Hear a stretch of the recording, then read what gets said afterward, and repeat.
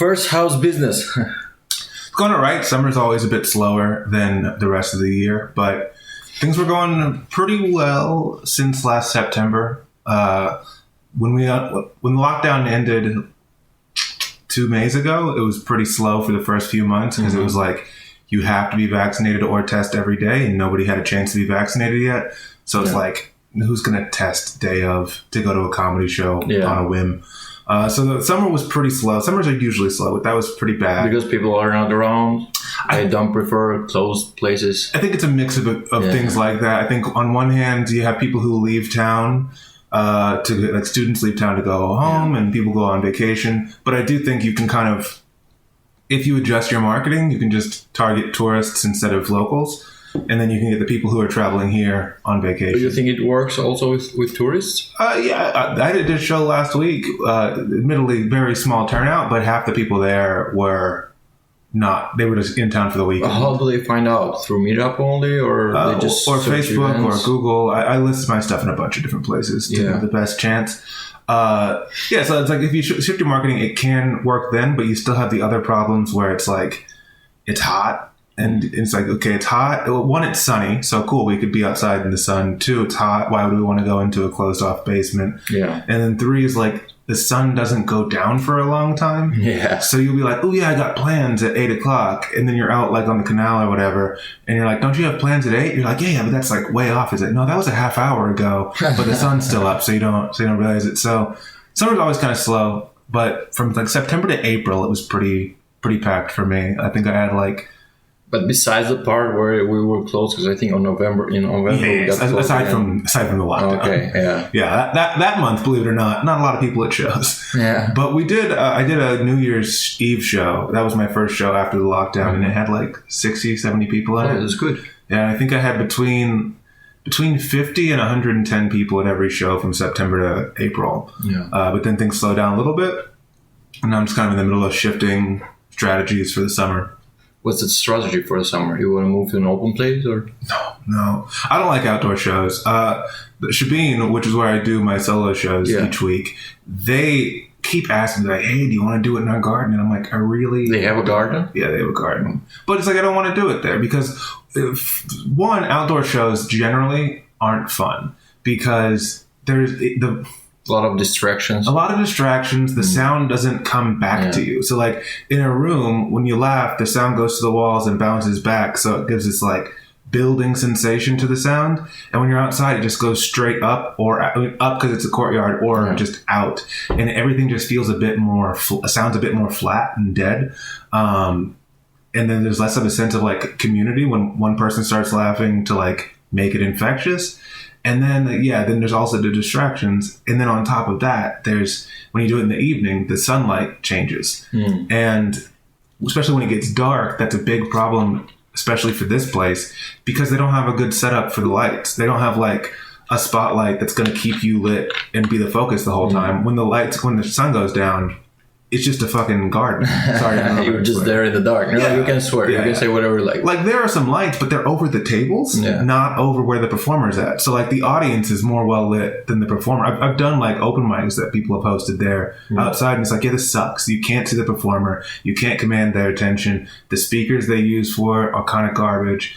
I'd just rather it be inside. Obviously, if I got something like really high class, prestigious, or somebody was just like, hey, we'll give you $500 to do a show outside, then sure, I'd do a show outside. But if it's like all up to me and I have to market it, I just and set it up. I think that's the more, because marketing, there is a good marketing advantage to say outdoor comedy show when people don't want to go inside, but it's just not. I remember ideal. I was once in one outdoor. It was an outdoor comedy show last summer. I think it was an outdoor event, and they had included comedy show. I think that's the worst thing you can do to a comedian, to just put him there in an event that is not about comedy.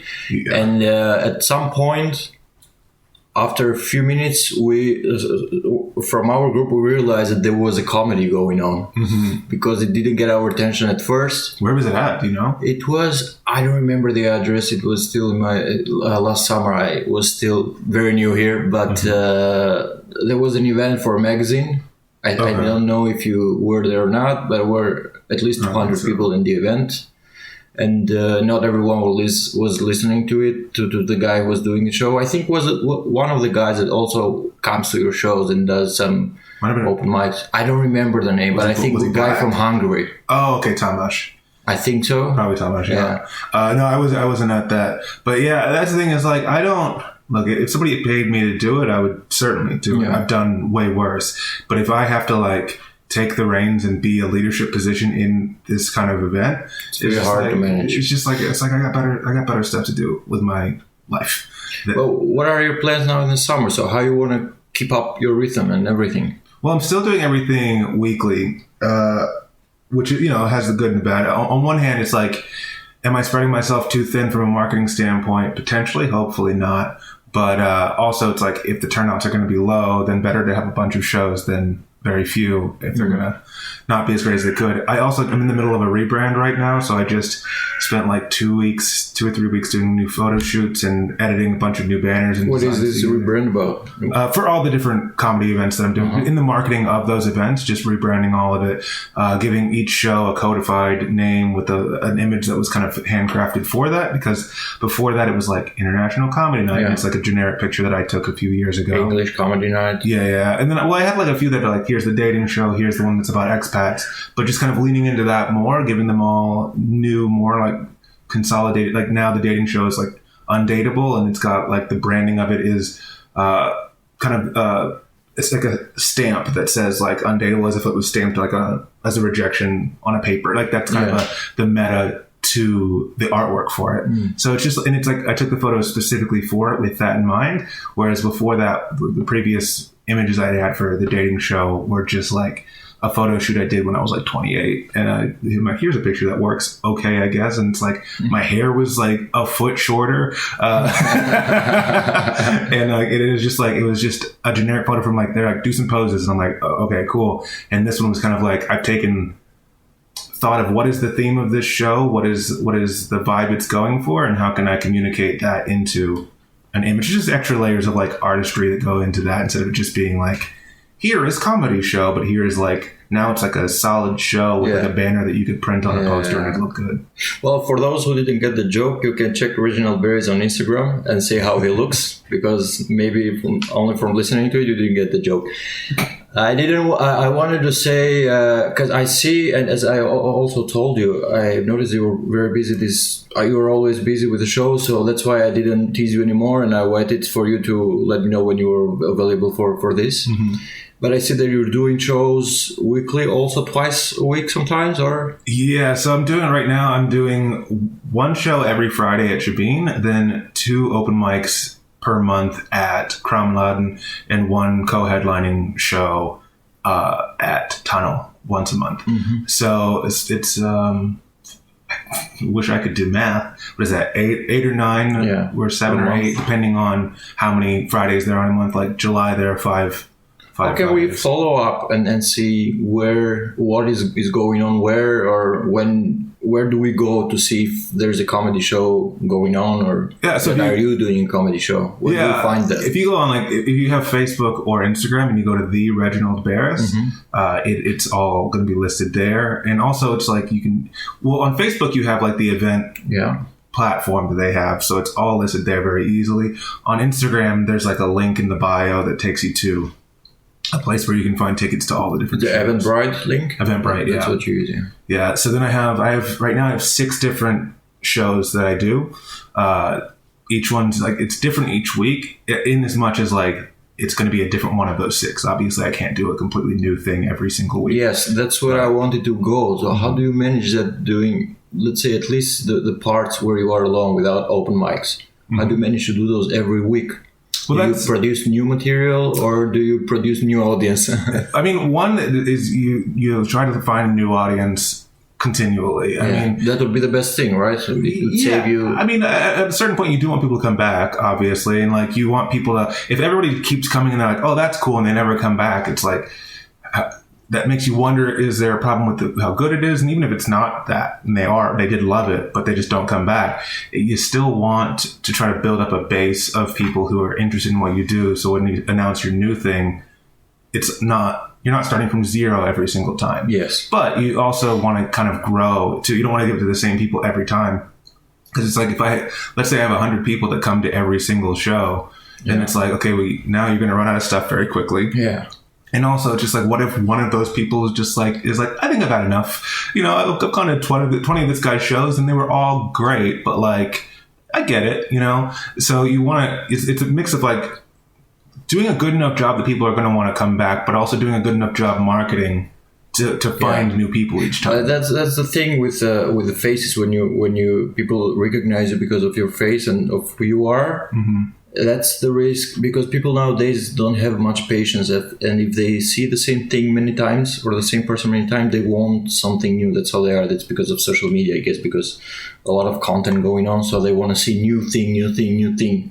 For example, I've seen in the last year 3 movies of Ryan Reynolds, and I don't want to see Ryan Reynolds anymore for some time.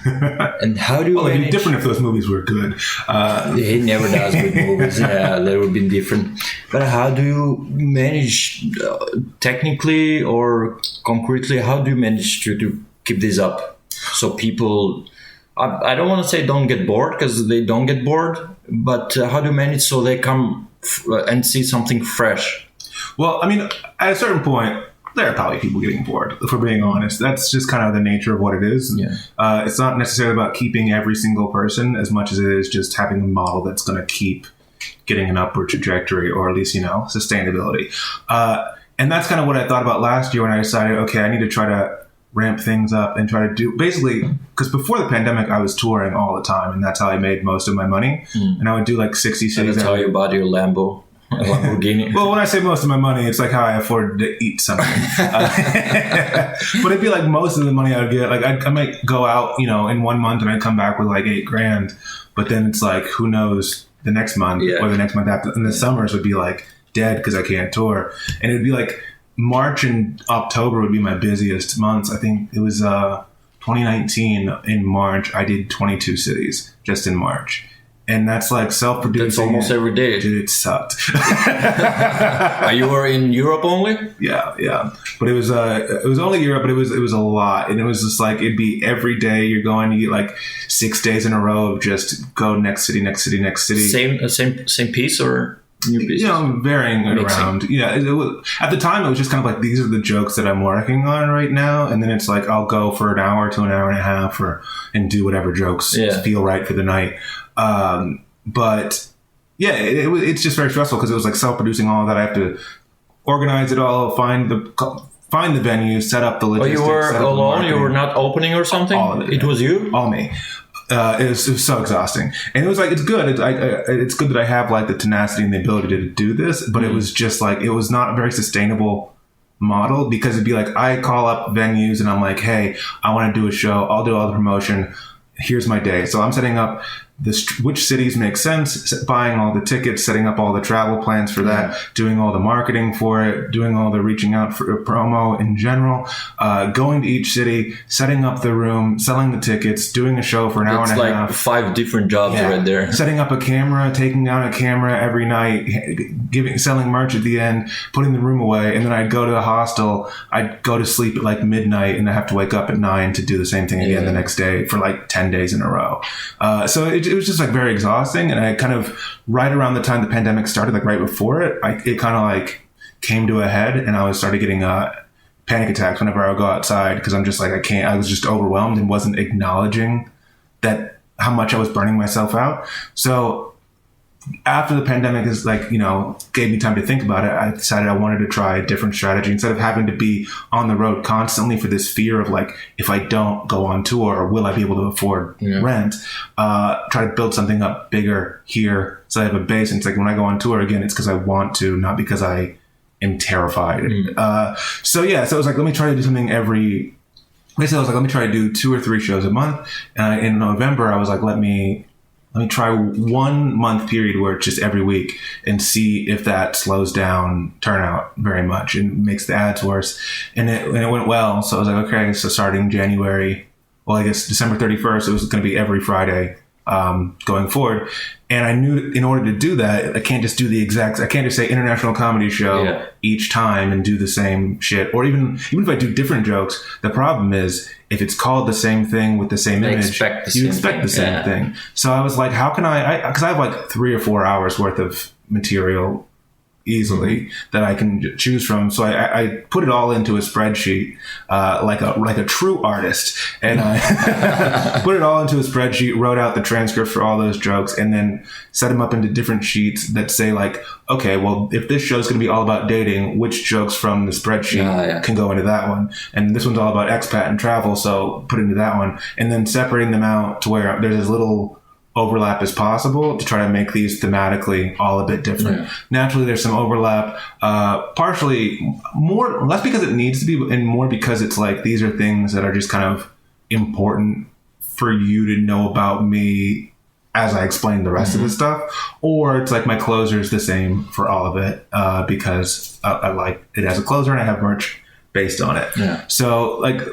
So there are a few what's the word, like anchor points or touchstones where it's like, okay, here's some similarities, but everything in between it in the context of why the jokes are being told is different between the shows. Okay. And I just added a new one. So basically it's like we have Laughing Gas, which is like a mix of all the different shows, kind of like a highlight. What was it? Laughing Gas. Laughing Gas? Yeah, like what you get at a dentist. Oh. Yeah, it's not that deep.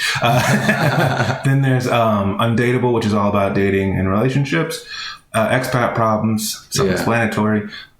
Instant Classic, which is it was the show that I used to tour with back in the day. So it's all older stuff that's been tried and tested all over Europe. And then on July 22nd, I'm debuting Born Behind Bars, which is a true crime comedy show. July 22nd? July 22nd. Where are you going to? At Shebeen. At Shebeen. Yeah. But so it's going to be a true crime comedy show because I actually grew up with a lot of family in the prison system. So I have a lot of my childhood stories and my family friends each could be their own true crime podcast if we went deep enough into it.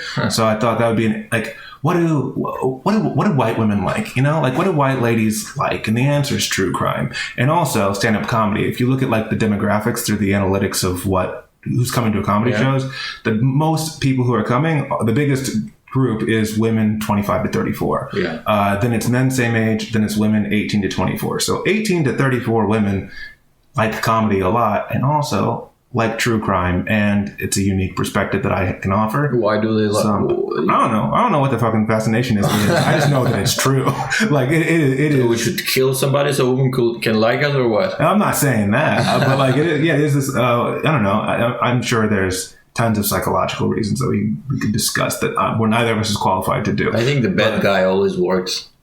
I don't know. I'm not even saying that they want to date him. I'm just saying that they're fascinated to hear by those stories. Yeah, if you look at like Tiger King and Making a Murderer, and there are so many things on Netflix, and then also like on YouTube, you just see a bunch of true crime stuff, and it's almost always women who are the main demographic. And I don't know why, and it's not like a value judgment. It's just an observation. But yeah, I was like, okay, this is a marketable thing.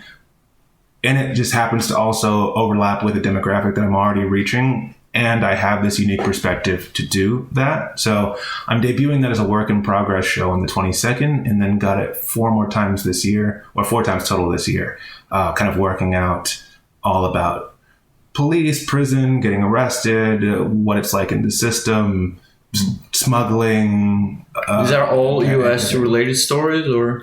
For the most part. I mean, like all the prison stuff is going to be mostly U.S. because that's where I experienced it at. I'll do a little bit of research, but it's going to be mostly firsthand stuff, maybe some statistics when necessary or whatever. Then there's like a little bit of like experiencing cops in Europe as an American is a bit of a perspective that I also offer in it. But yeah, it's going to be a lot about the American justice system and the issues with it. Great. But also funny. On the 22nd of July at Shebeen. Going back to the pandemic that you mentioned, I remember you were doing online shows. How was it? Dumb. It was just to keep yourself up in the sense so people won't forget about you, or No, it was an attempt to make money. your attempt to make money. Yeah. I just wanted to eat. So you didn't got any help from the government? I did, but it was not helpful. And it's not like the government's fault completely. It was like I was a little bit behind on filing my taxes, but I knew I'd made little enough to where I wasn't going to owe, so I just kind of fell behind on it. And in order to apply for the funds, I had to be up to date on my taxes. So I filed that, and it was like $1,200 off the bat just to file. And so that was like my first payment that I got was gone from that. And then what I found out is, yes, I made little enough to where I didn't owe taxes, but I made enough to where the SVOS said I needed to pay for a pension. So I got like 10,000 euros the first year, but I owed the SVOS 6,000 of it. What? Yeah. So you are here, you are working as self-employed, right? Yeah.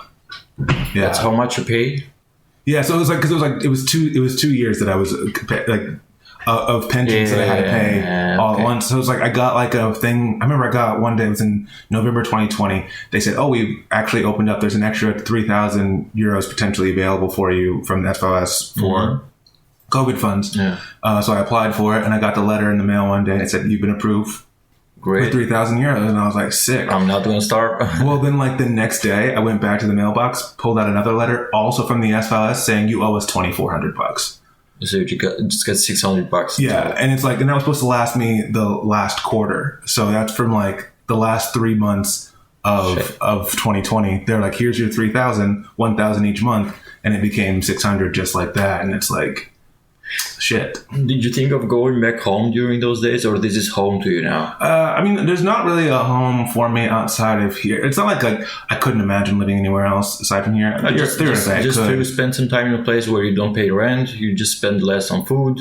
I don't have that. So like, well, the thing is, like, I haven't been back to the States since I moved. So how long is that? I came here for like study abroad, went back for 6 months, came back here, and that was January 2014. So I haven't been back. You've been here for 8 years? Yeah. I mean, I've gone to other countries. I just haven't been to the US since I came. There's nothing there for you? I mean, or no one, or you have family, or kind of, but not really. And it's this thing where like, so I was born in Kansas City. And my dad still lived, well, my dad just died a few weeks ago, but like up until then he'd been living there. But my dad also was like sick and had brain damage, and it wasn't like, since I was like 10. So he's like, it was expected, right? It wasn't like it was expected. It's one of those things where it's like, I didn't know how to feel about it, because it's like, okay, I feel like I should be sad that somebody died, but also like it seemed like he was miserable. And it didn't seem like he enjoyed this. Yeah. But it certainly wasn't a thing where it didn't feel like it was my dad anymore, or at least in any the distance and everything. Well, there was just he wasn't fully there, so it's like there's no sense of like this is that person that I can kind of go and lean on or anything like that since I was 10, and also like we didn't have the best relationship before that. Okay. Then my friends, like where I grew up, was about 5 hours away from there, and I hated that town, so like. I'm not going back there. I went to university another hour and a half away from there in St. Louis. So if I had friends that were still in that area. St. Louis, Missouri, or St. Louis, Illinois? Missouri. Yeah. So Kansas City and St. Louis are both in Missouri. Okay. And so maybe if I still had friends from college that were in that area, maybe I might still know them. A lot of them probably moved other places. But my mom, right after I moved here, she moved to Arizona. So she moved to Phoenix. I visited her once before I moved back. But aside from that, I've only been to Phoenix once in my life. And like, so it's not like I would like to see my mom, and she visits every once in a while. If I were going to visit, that makes sense to visit there. But but like, I don't, and Phoenix is cool, but it's not my home. And then aside from that, we didn't really have much family. So my stepdad was in prison. He was executed when I was 19. So that's gone. My dad's gone. My mom's family stopped talking to her. I wonder how you turned to be a comedian with all these things. It is a lot. It's a lot, which is a lot what that Born Behind Bars show is going to kind of get into. Because it is the thing where like, I was talking to my, I don't know if you know Jack Holmes. Yeah. Yeah. So I remember talking to Jack years ago, because I think I've like calmed down a lot and kind of like abrasiveness of my comedy over the past few years. But I remember back in the day, it was like some of the stuff I would say when it's like, no matter how crazy whatever I said on stage was, he's like, what you say on stage is the least interesting part of your life. Like, because it's like all the stuff that like I just don't know how to, or it's at least difficult to get on stage and talk about. Like, part of the reason I'm doing the Born Behind Bars is because there are things I want to talk about here, but like when you go to an open mic and just try to work on 7 minutes of, hey, it's just gonna be about prison for the next 7 minutes, people are like, what's going on? You know? And it's like, oh yeah, my stepdad was executed. That's important for you to know that about 7 this minutes joke. up. It was also the thing was like, hey, it's important that you know my stepdad's executed for this joke to work, but like, don't get hung up on that. Just I don't know he if was I should laugh at executed, this so or- whatever. Here's the joke, and they're like, "You lost us at the beginning," like because they're just like, "Okay, my stepdad was in prison," and like, "Excuse me, like we're not going to keep listening to what you're saying." You That think was the crazy. audience here doesn't accept that? I just think it's so. They come to a comedy show. It's comedy. Yeah, Why but the thing is, wouldn't they? it's such an unexpected thing to hear.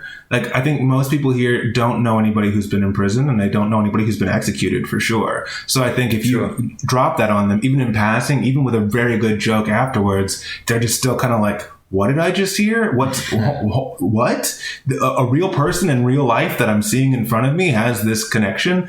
And I think it's just a lot for people to kind of have to digest quickly. So part of the reason the true crime thing is like, okay, if you're at this show, we know prison's going to be talked about. Now I can test these jokes out. Because like, I don't know, 7 minutes of like prison, which like people don't think about or relate to in their day-to-day life is a lot to just be like, well, everybody else is talking about like, oh, Trump and poop and like, oh, my dick's small. And then I'm like, so here's what it's like in prison. And there's a bunch of jokes about that culture. It's just like, I'm not saying they don't think it's interesting, but it's not a neutral place to try that material out at. So it's kind of just like, I had a lot in my childhood that was quite unconventional.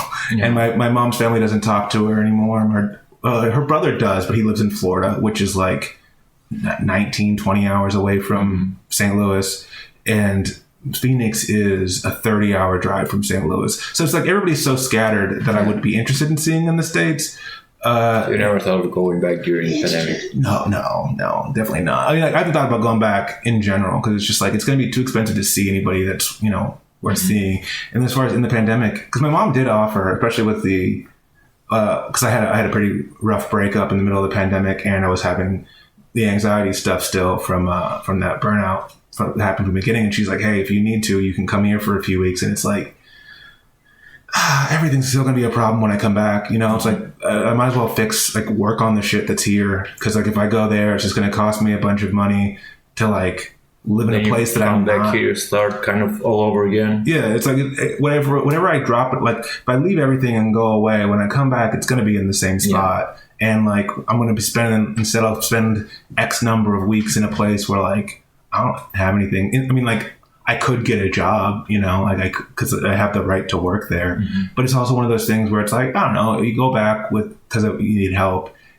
Not that you should never take help, but it is a thing where it's like you gave up, right? If you go back, it's like you. It's gave not even up. like I gave up as much as it is. It's just so easy to get stuck in a place. So it's like if I went back with the intention of I'm going back for 1 month just to like, I don't know, get a little part-time job. And suddenly 2 years later, you're still there. It's possible, and it's like I'm not saying it would happen. I'm not saying it wouldn't. I'm just saying like it's very easy once something gets a little comfortable to be like, oh, that's all right. Or to be like, oh, if I just had a little bit more money, so let me just save it up for an extra month. And then you just keep doing that.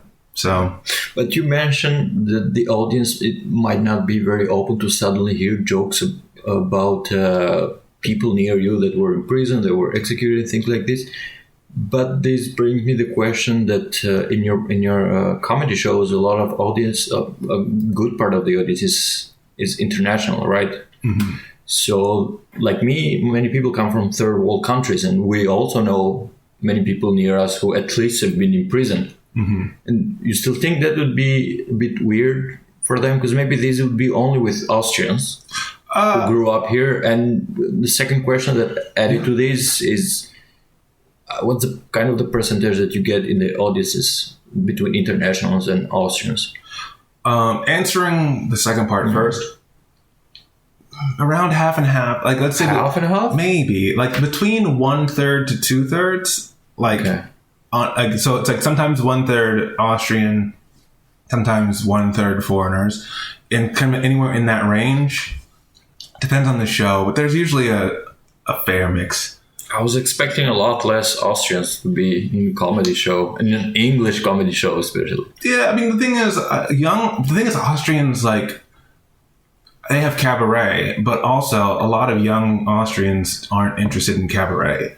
Because I remember my ex is a cabaretist, and she was always complaining about how she felt it was very difficult to reach the right audience for what she was doing, and she was doing well, but like difficult in the sense of like the average person who goes to watch cabaret is like age-wise is like in their 50s.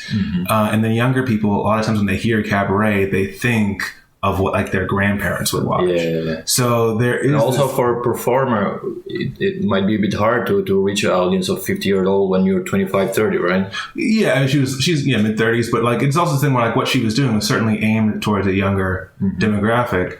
But like they weren't necessarily waiting for cabaret. So there was a bit of a stigma from what I saw from, looking in at her situation around the word cabaret among young people. So I think there are a lot of people who are Austrian and think like, okay, well, I'm not going to watch Austrian cabaret. And also if you say Austrian or German language stand-up, it's oftentimes even worse because they think of like Mario Bot and like other comedians that are just like the hackiest 1980s American stuff where it's just like, oh, women are like this and men are like this.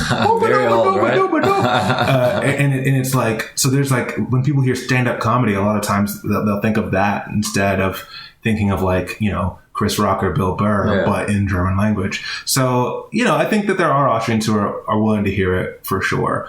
As far as like people from other countries and being more predisposed to it. Where are you from? Albania. Well, look, man. Not far from here by plane, but very far from here in other things. Yeah. Well, look, man, I feel like your whole country is criminals. I feel like the whole country is a prison. Thank you. No, but I think I get what your point is, but I also think that like I don't think it's just Austria. I think it's a lot of Western Europe. Or a lot of not very open to this thing. Not that they're not open, that they're not ready, and not in the sense of like they can't be ready, but just in the sense of like they're just saying. I think if you say we're doing a show that's about this, I think that there is an audience for it. I think if they're just going to like generic open mic night and they have 15 people on the lineup and they're all talking about random shit. And it's kind of like, oh man, I'm so bad with women. And then the next one is like, so I'm blah, blah, blah. And it's just like, there's a lot of, and this is not to throw shade on anybody, but like open mics are not the bastion of high level comedy. It's professionals working on new material. So it's like the worst they're going to be doing, or it's new people working on whatever they've got, which is, not necessarily good. Yeah. And not that they're bad and not that they don't have potential, not that they can't get better, but they're not there yet, and this is how they get there. It's a practice ground. So I think if you're in the middle of that, and it's like you're also like changing people's perspectives so quickly because it's like 5 minutes per person, then it's on to the next thing. And I think when you're just doing like, boom, this person's talking about diarrhea. All right, next person. This person's talking about periods. Boom, next person. This person's talking about being gay. Boom, next person. This person's talking about they can't date. Boom, this guy's talking about how his dad was executed. It's like, it's not what you're expecting the next thing to be. And I think it takes some time to reset. I think if I do it with a solo show, I think that there's certainly, even a regular solo show that isn't branded as true crime comedy, I think that there's still room to do that because you can like take 10, 15, 20 minutes to get people like really laughing on your side, ingratiate yourself, then start to like twist and like veer off a little bit to be like, okay, well, now I'm easing you in to this topic. And then I can also like, we go and talk about that for like 5 minutes. Then I jump out and like go on a tangent that pops the energy back up. Still kind of related. So I can jump back into it and you can kind of like ease in, pull back out when you need to and kind of play with that in a way that I think makes it just an easier pill to swallow as you're getting dark topics. And they're not the dark topics that people usually think of when they think of dark. Like people think dark comedy, they're like, oh yeah, Hitler, dead babies, pedophiles. They're not usually thinking about like, oh yeah, real life trauma of the American prison system. Yeah. So, and also like, not just that, not just like my stepdad was executed, like he was in prison because the guy he was with murdered 3 people. So it's like, if you're talking about that, it's like, it's not just him being executed. There's 3 people dead to get into that position in the first place. And it's just, I don't even think that everybody necessarily dislikes it, but like it's harder to get it to result in laughing when they're still trying to process stuff. And I think that there are probably people who watch it and are like, that's crazy, that's interesting. But that doesn't like, you're still thinking about it more than you're like having a visceral reaction. And I think that you just need to make the context a bit, you have to finesse the context a bit to make that go smoothly. And I think that's just, I think it's very doable. It's just a thing that I've had a hard time making myself keep trying to do in 5-minute spots at open mics. So it was like, let me just pull the trigger to do a full show on it and then just see how it goes. Do you think it would be easier to make this 5-minute transition if you were in the US? And that's mostly now because you're in a city of Europe where people are not, as you said, ready for this thing. But if you were in the US pub or bar, you could just pop up and tell this story, would still be okay there? I don't know. I've never done comedy in the States. Never? No, I started here. You started here? Yeah. So I don't know. There are parts of it where maybe I think, but it's all guessing, But there are certain aspects of it because there are cultural references and cultural understanding of what comedy is and can be that are different in the States than here. And I think if you look at like what's a lot of like big name comedians, they are kind of taking these heavier, darker, more in-depth looks at things instead of just being like, here's a joke, here's a joke, here's a joke.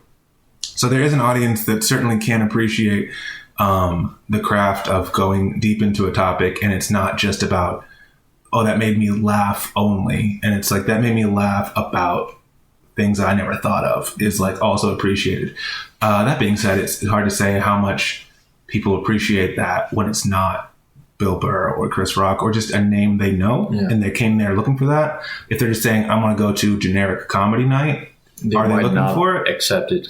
Or this is might just be what they were looking for that night. It's like nobody goes to Bill Burr shows and expects a soft guy. Yeah, it's like, like if you're going to buy a Bill Burr ticket, obviously if he's at a club and you're just generic, like you're just like, hey, this is a random night at the club. You're not necessarily expecting him, but like if you're buying a ticket to Bill Burr, you're kind of, it's already to buy-in. You've already kind of, I know what Bill Burr does. I like it enough to where I'm ready for that, as opposed to just being like, hope this guy makes me laugh. And can you imagine, like, if you were just like, I'm looking for like good family-friendly Christian comedy, let's buy a Bill Burr ticket. You're not going to like that either, you know? So it's just about like, when you have name recognition, which I largely don't, then you have an in already. Like you have, and that's not to say that like that's not a detraction from anything. It's just, it is one step in your favor of people being at least vaguely on the same wavelength of what you're putting out. Yeah. But I do think that there are things about the prison system that would hit different in the States because people are more aware of problems with the American closer to them.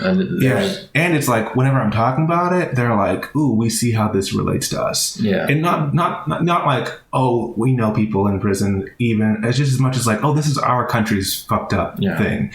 And if you're just like here in Europe and you're like, "America's really fucked up," they're like, "Yeah, we agree. America's dumb."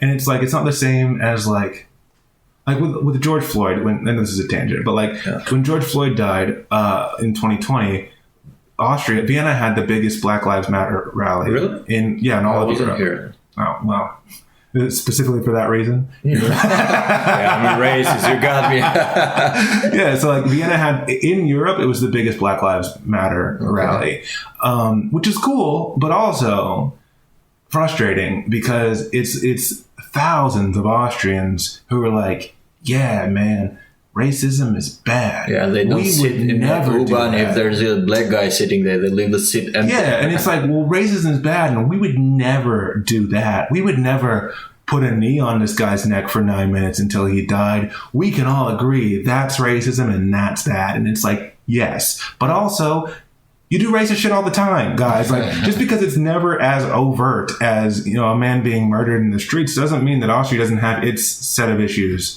too. But it's just so easy to be like, That's America's problem. And we can get up here and we can stand and we can shout about it because it's not really us. Problem, it's not criticizing us white people. It's criticizing America. And I think, it's why you'd see a lot more controversy. Not that it's, look, I don't think the controversy about the Black Lives Matter rallies is justified. I think if you're mad at them, you're probably a white supremacist. And that's not to say that you're like in the KKK, but like you probably have some ingrained ideals that like you should reflect on if you don't think you're a white supremacist. But like is the thing where part of the reason it is more controversial in the States is because if you're saying, hey, Black Lives Matter, people are like, what about us white people? Because it's an indictment on them because they're part of the problem. And that's not to say that like, that's why they created All Lives Matter and they started with this. And Blue Lives Matter, Blue Lives? Yeah, police. The police. Yeah, because police are blue lives. Right. They're not now they're people raised who as chose well. a job. This is an inalienable part of who they are that they had nothing to do with. I was born a cop. So, yeah, it's like if you were American and a white guy in America, like, it's not saying that, like, you specifically are the problem, but like if you're not doing anything to like combat the problem, you're somewhat part of the problem. You're not the biggest part of the problem, but that's also a part of the problem is the people who are fine with it happening, or fine enough to like not rock the boat. And I think, if you're saying that about the country you're in, then it's also like, hey man, fuck you. Now you're making fun of me. You're saying that I'm the problem. I'm not the fucking problem. But here they can be like, yeah, racism's bad because we're definitely not talking about us right now. And so it just makes it like a little bit more distant to where it's like not as relevant either. It reminds me of the part you were saying about the audience when you buy a ticket of Billboard, you know what to expect somehow. And I remember fun fact, back in my country, I was doing comedy in my native language. Mm-hmm. That's why I failed here because many reasons. When I did a tryout at one of your nights once. Mm-hmm. Anyway, I was in a festival. A lot of people were attending, 500 people of audience, and we were all having our 10 minutes part. And there comes a guy, and it was the good part of the audience. And the festival was taking place in a country where most of the audience was Muslims. Mm-hmm. And there comes this guy that is a festival, as I was saying. People didn't buy a ticket for a specific comedian. They just bought a ticket. Was it a comedy festival? A comedy festival. Okay, it was at least all supposed to be. It wasn't like a music festival. It was supposed to be comedy, but not comedy only with this guy that just came to the scene and starting telling all crazy shit about Muslims and telling and offending their wives. What's going on? Yeah, and people started leaving. And later they went to his hotel and tried to do many things to him. Luckily, he had left already. Mm-hmm. But I get your point that people might accept that only if they come to you and they somehow expect how you are, but not if you just pop up in a stage where, randomly, and they don't know you, then you're risking your life. Yeah, I'm certainly not risking my life territory in the same way as that guy was. But that's ultimately the thing. And like, from what I've learned of just having to like self-produce shows, and like my career has been very self-directed in the 6 years that I've been doing this full time because there's no infrastructure here before I started doing something. And like, even the infrastructure that's here now is pretty small. Sorry to interrupt. Yeah, you are right at the point where I wanted to come. So, it's the craziest thing and the most weird thing if you tell someone I'm moving to Austria to do comedy in English. Mm-hmm. Well, that's the thing. I started here. So if people are like, why would you come here for? It's like, I just happened to live here when I started. Okay, so you weren't doing comedy while you moved here. So and why you moved here?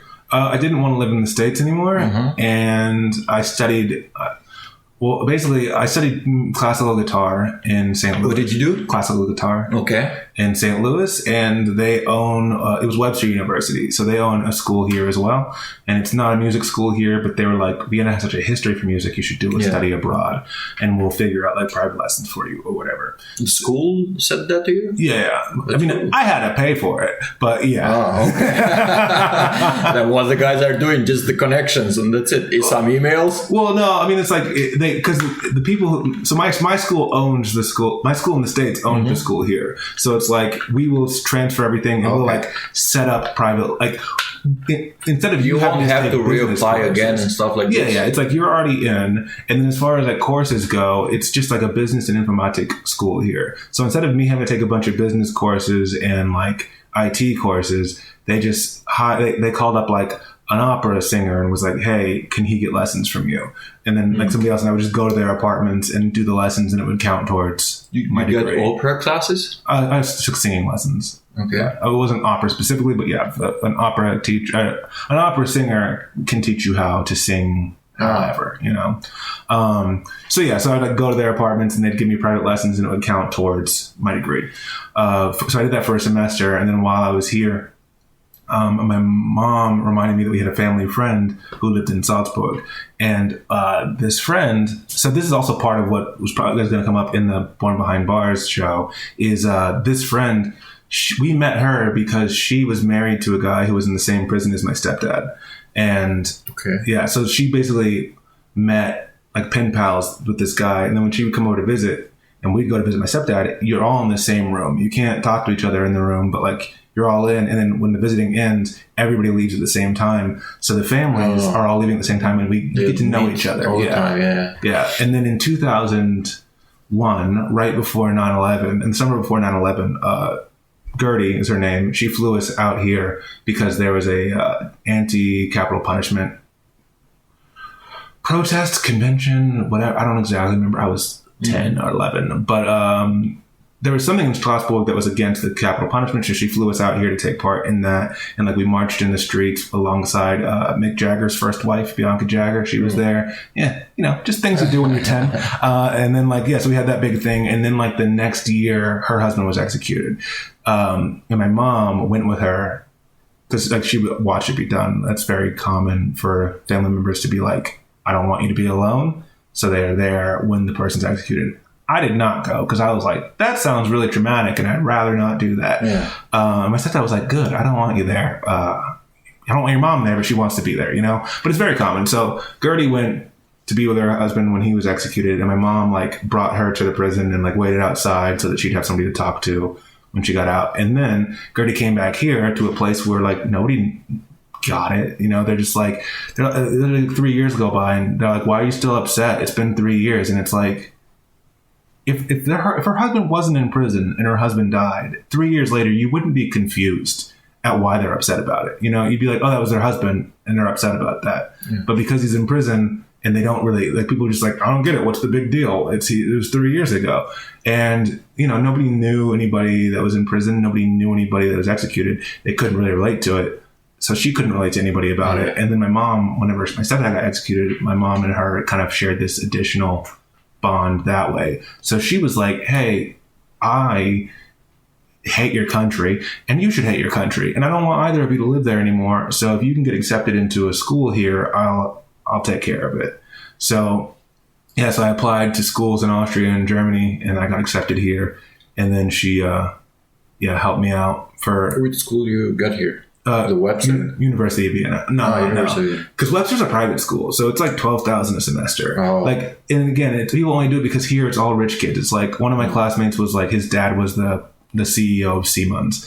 So so it's all like literally we were at a party one night, like at a club, and we were going to switch from one club to another bar. And I was like, all right, let's go get the U-Bahn. And this one kid, a different kid, but he looked at me and he was like, we don't take the U-Bahn. We're rich. He said all of that. He said, we don't take the U-Bahn, we're rich. And I was like, we're not shit, man. We aren't anything. And your parents are rich. We are not. It's like, we're not. And also, you're not either. Like, your parents, like, look, you'll get that money, but like. Not right now. Yeah, but right it's your now you come money. to the U-Bahn with me. For sure. Yeah, well, no, we just took a taxi and I didn't pay for it. But like. That sounds like a good deal. Yeah, but it was like, no, I didn't want to be part of that school. And I certainly wouldn't have, like, coming to Europe from America to study and then going to a school that costs as much as it costs in the States is like...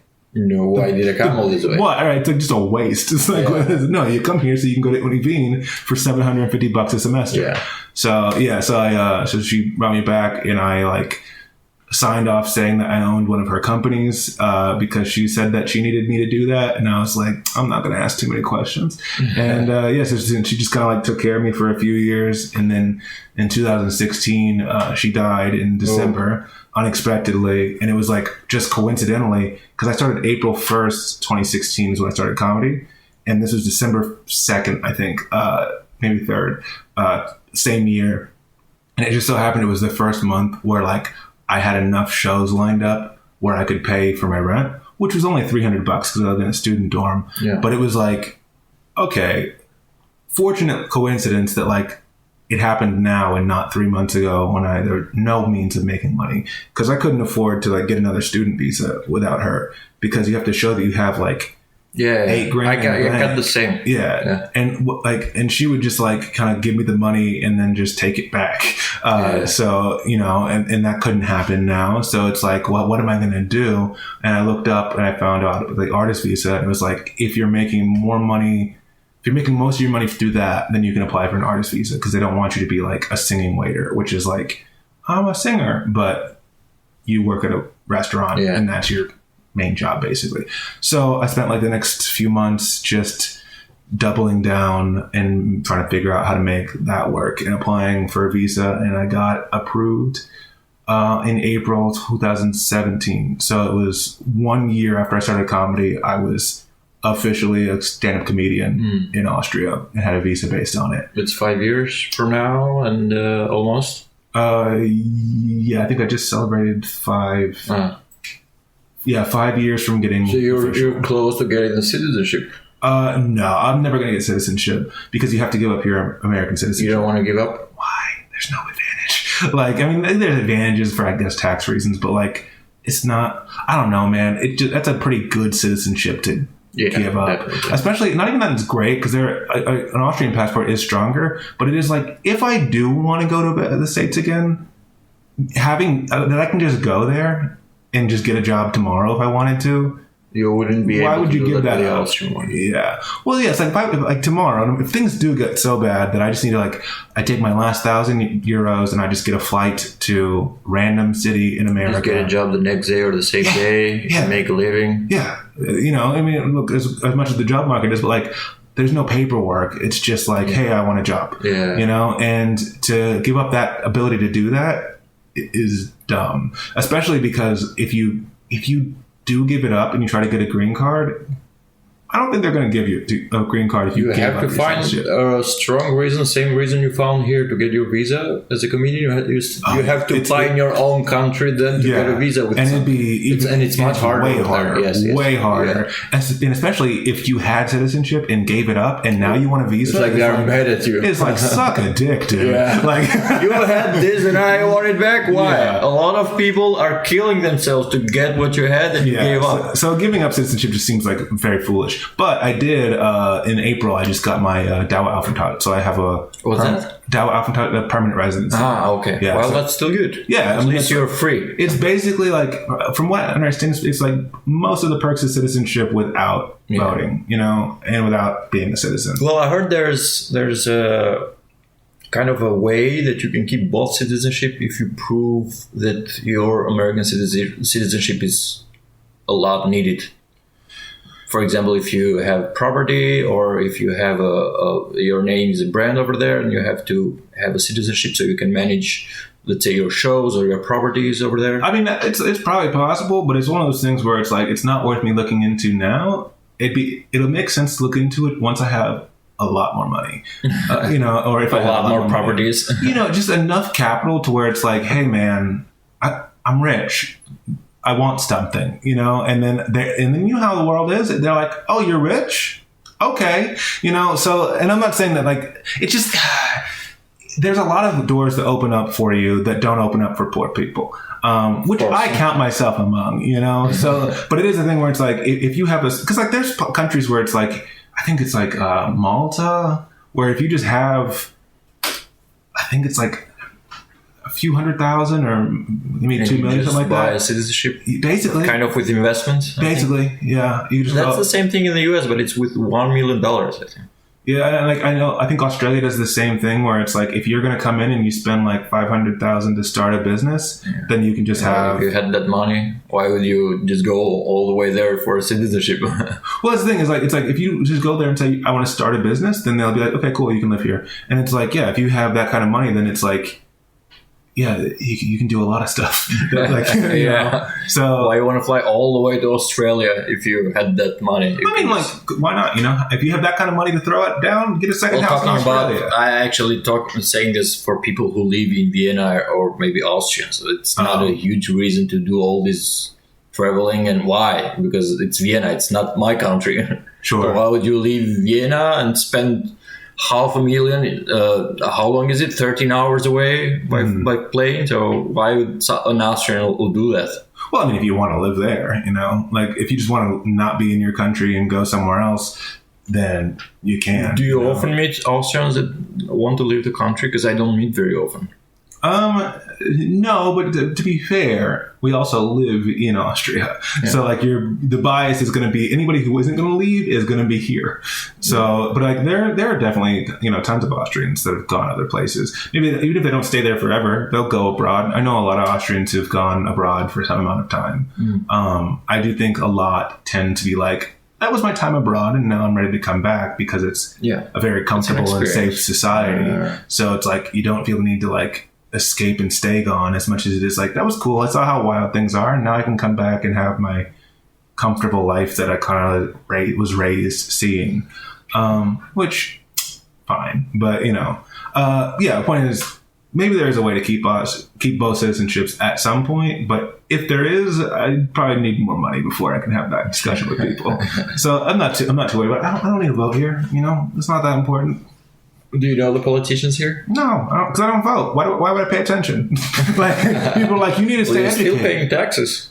So where do these taxes go? Who manages them? What's their politics? Here's the thing, I don't know, but if I did know, it wouldn't change anything. Like it's like now I just know where it's going, but like I can't be like, well, I don't approve of that because it's like, okay, well, you don't get a say, and I'm like, okay, well, here's still the taxes. True. So yeah, I've never had like any real like I'll keep an eye out on like, do I need to know about this for like my own safety or visa or something like that? But as far as like who's doing what and what this means, and it's like, man, look, that all sounds real bad, but like. You guys should do something about that. I can't vote. So like, there's no fucking point in me keeping track. I will do my best to vote for better stuff in America, and you guys take. Do you go? You haven't been there in a long time, so you haven't voted there. I can still vote. Like I just vote. You can by mail. You can do that. Yeah. Did you vote the last time? Mm-hmm. Who did you vote for? Trump. No. And I voted for Biden. But like I voted for Biden not because I wanted Biden, just because basically voting for Biden in 2020. Kick away Trump. Yeah, it's basically you're voting not Trump, and in the parentheses, we'll figure it out later. You know, like I heard a lot of Americans who were happy with Trump during the pandemic. It gave them a lot of money. Yeah, I mean, well, yeah, but the thing is, and I wasn't expecting him to lose, to be honest. After all the good things I heard about him last year. Yeah, but there was so much bad. There was so much bad stuff too, man. People were happy about the money for sure. And like one of the big points that people would say in his defense is like, look how good the economy is. Yeah, they didn't want to go back to work.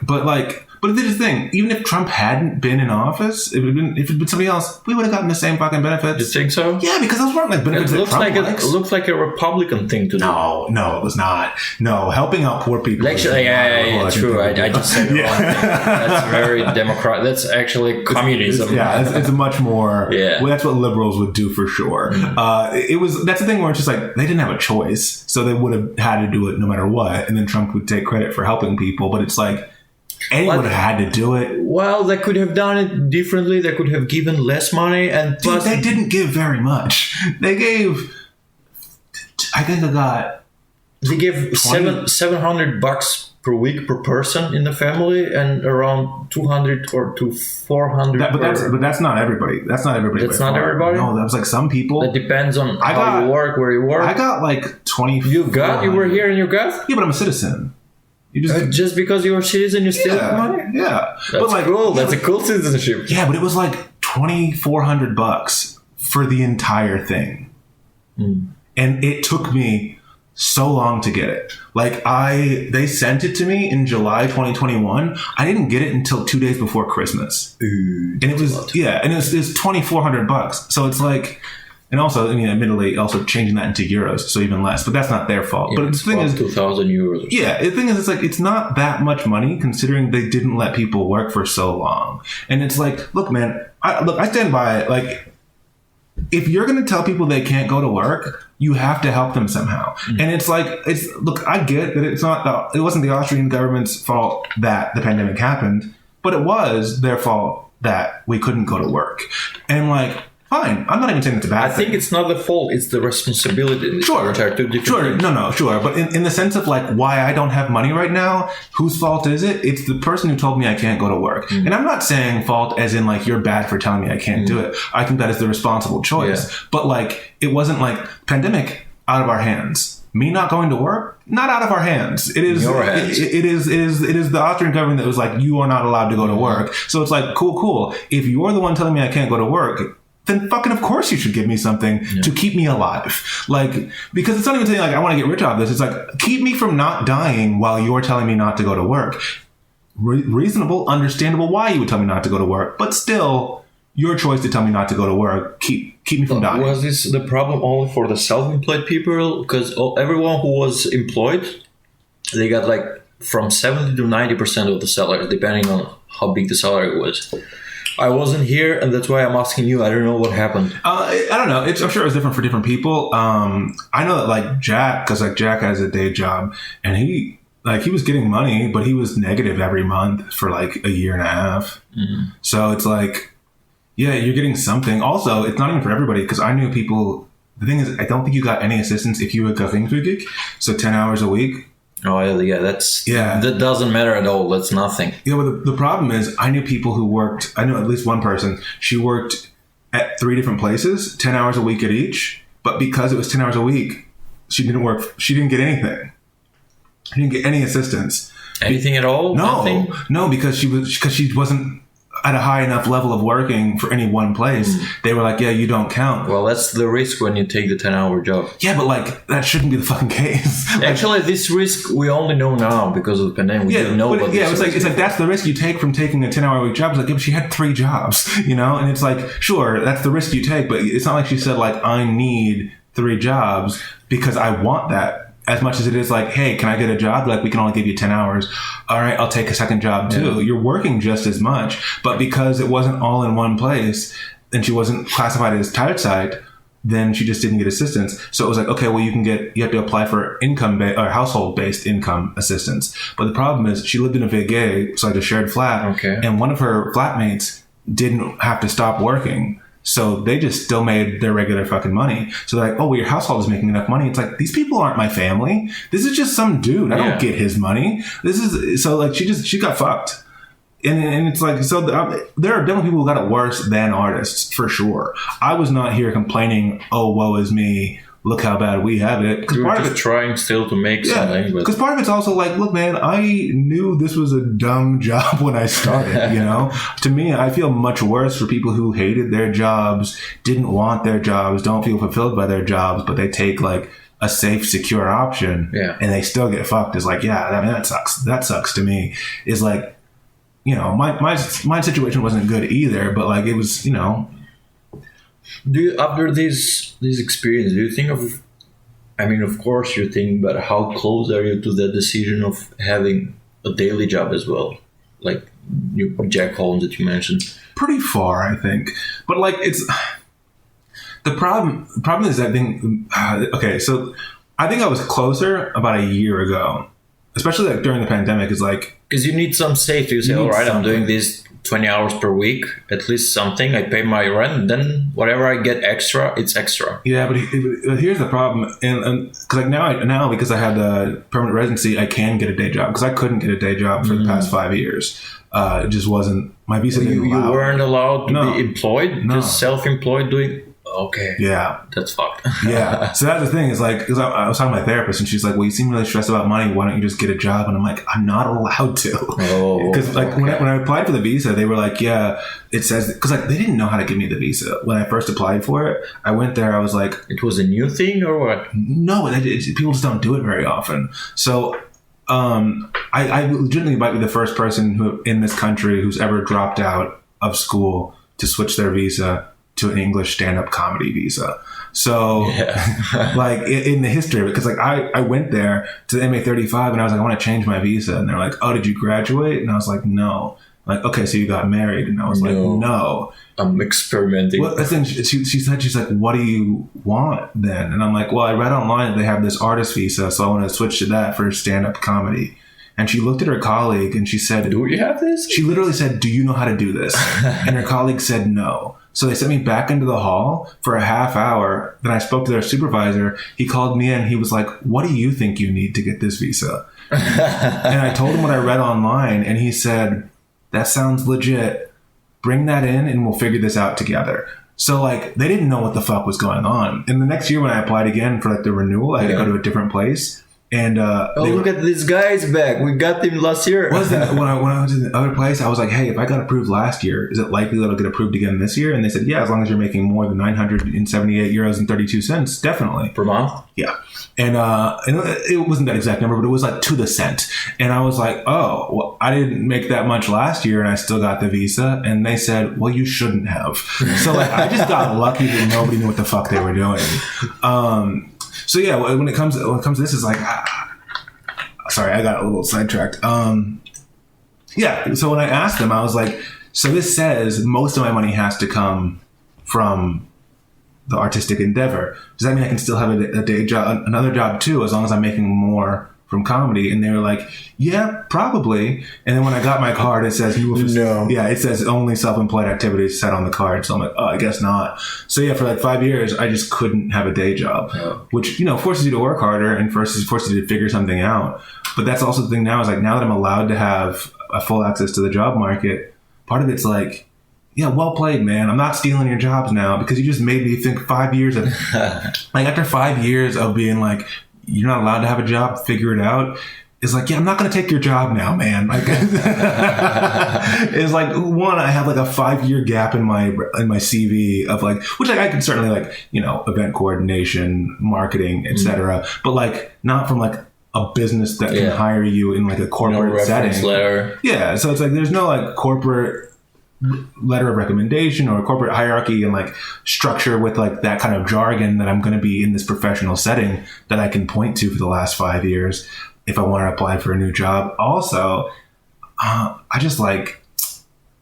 So you think you don't have it, or you think you do have a specific experience so you can apply for a daily job? I think I could. The thing is too is like, but the problem is, I don't want to unless I make a lot. Do you speak German? Mm-hmm. Okay. Yeah, I mean, it would still be enough for work. Yeah, depending on what the job is, and like also enough to where like it would come back if I had to use it every day. Because when I was studying, all my classes were taught in German. Oh, so you did the preparatory courses? Yeah, I took a German course for like, it was like a semester long. 5 hours a day, 5 days a week, and then I got my B2, and I did 5 semesters of classes. It was B2 back in the day? To start studying. I did the same thing, but it was C1 by me. Just to start studying? Yeah. Okay. That makes sense, honestly, because like... Yeah. B2, and it's still B2 difficult. Is not enough, man. It's not. Like, I got in there day one, and I'm like, this is what? This is another language. I didn't study this language last year. Because they also, like, in this course, you're all on different topics, so they can't do any, like, specialized topics. They just have to do, like, general stuff. Just learn about ecology. Yeah. And then you go into day one of my master's, and I was like...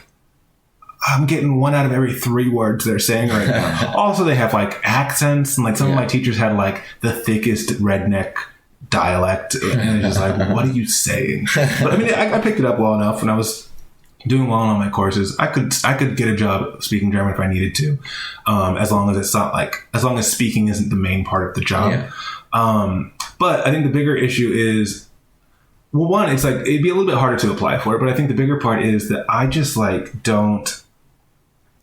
I don't know if I have the right temperament for it anymore. It's like, because I've had jobs. You've used to something else. Yeah, it's just like, I like, It's like, here's like, I can make, if I fill up Shebeen, which I did a lot over the winter, it might, maybe it'll happen again soon, whenever the weather gets worse. Yeah. But like, I make like $1,200 a night sometimes.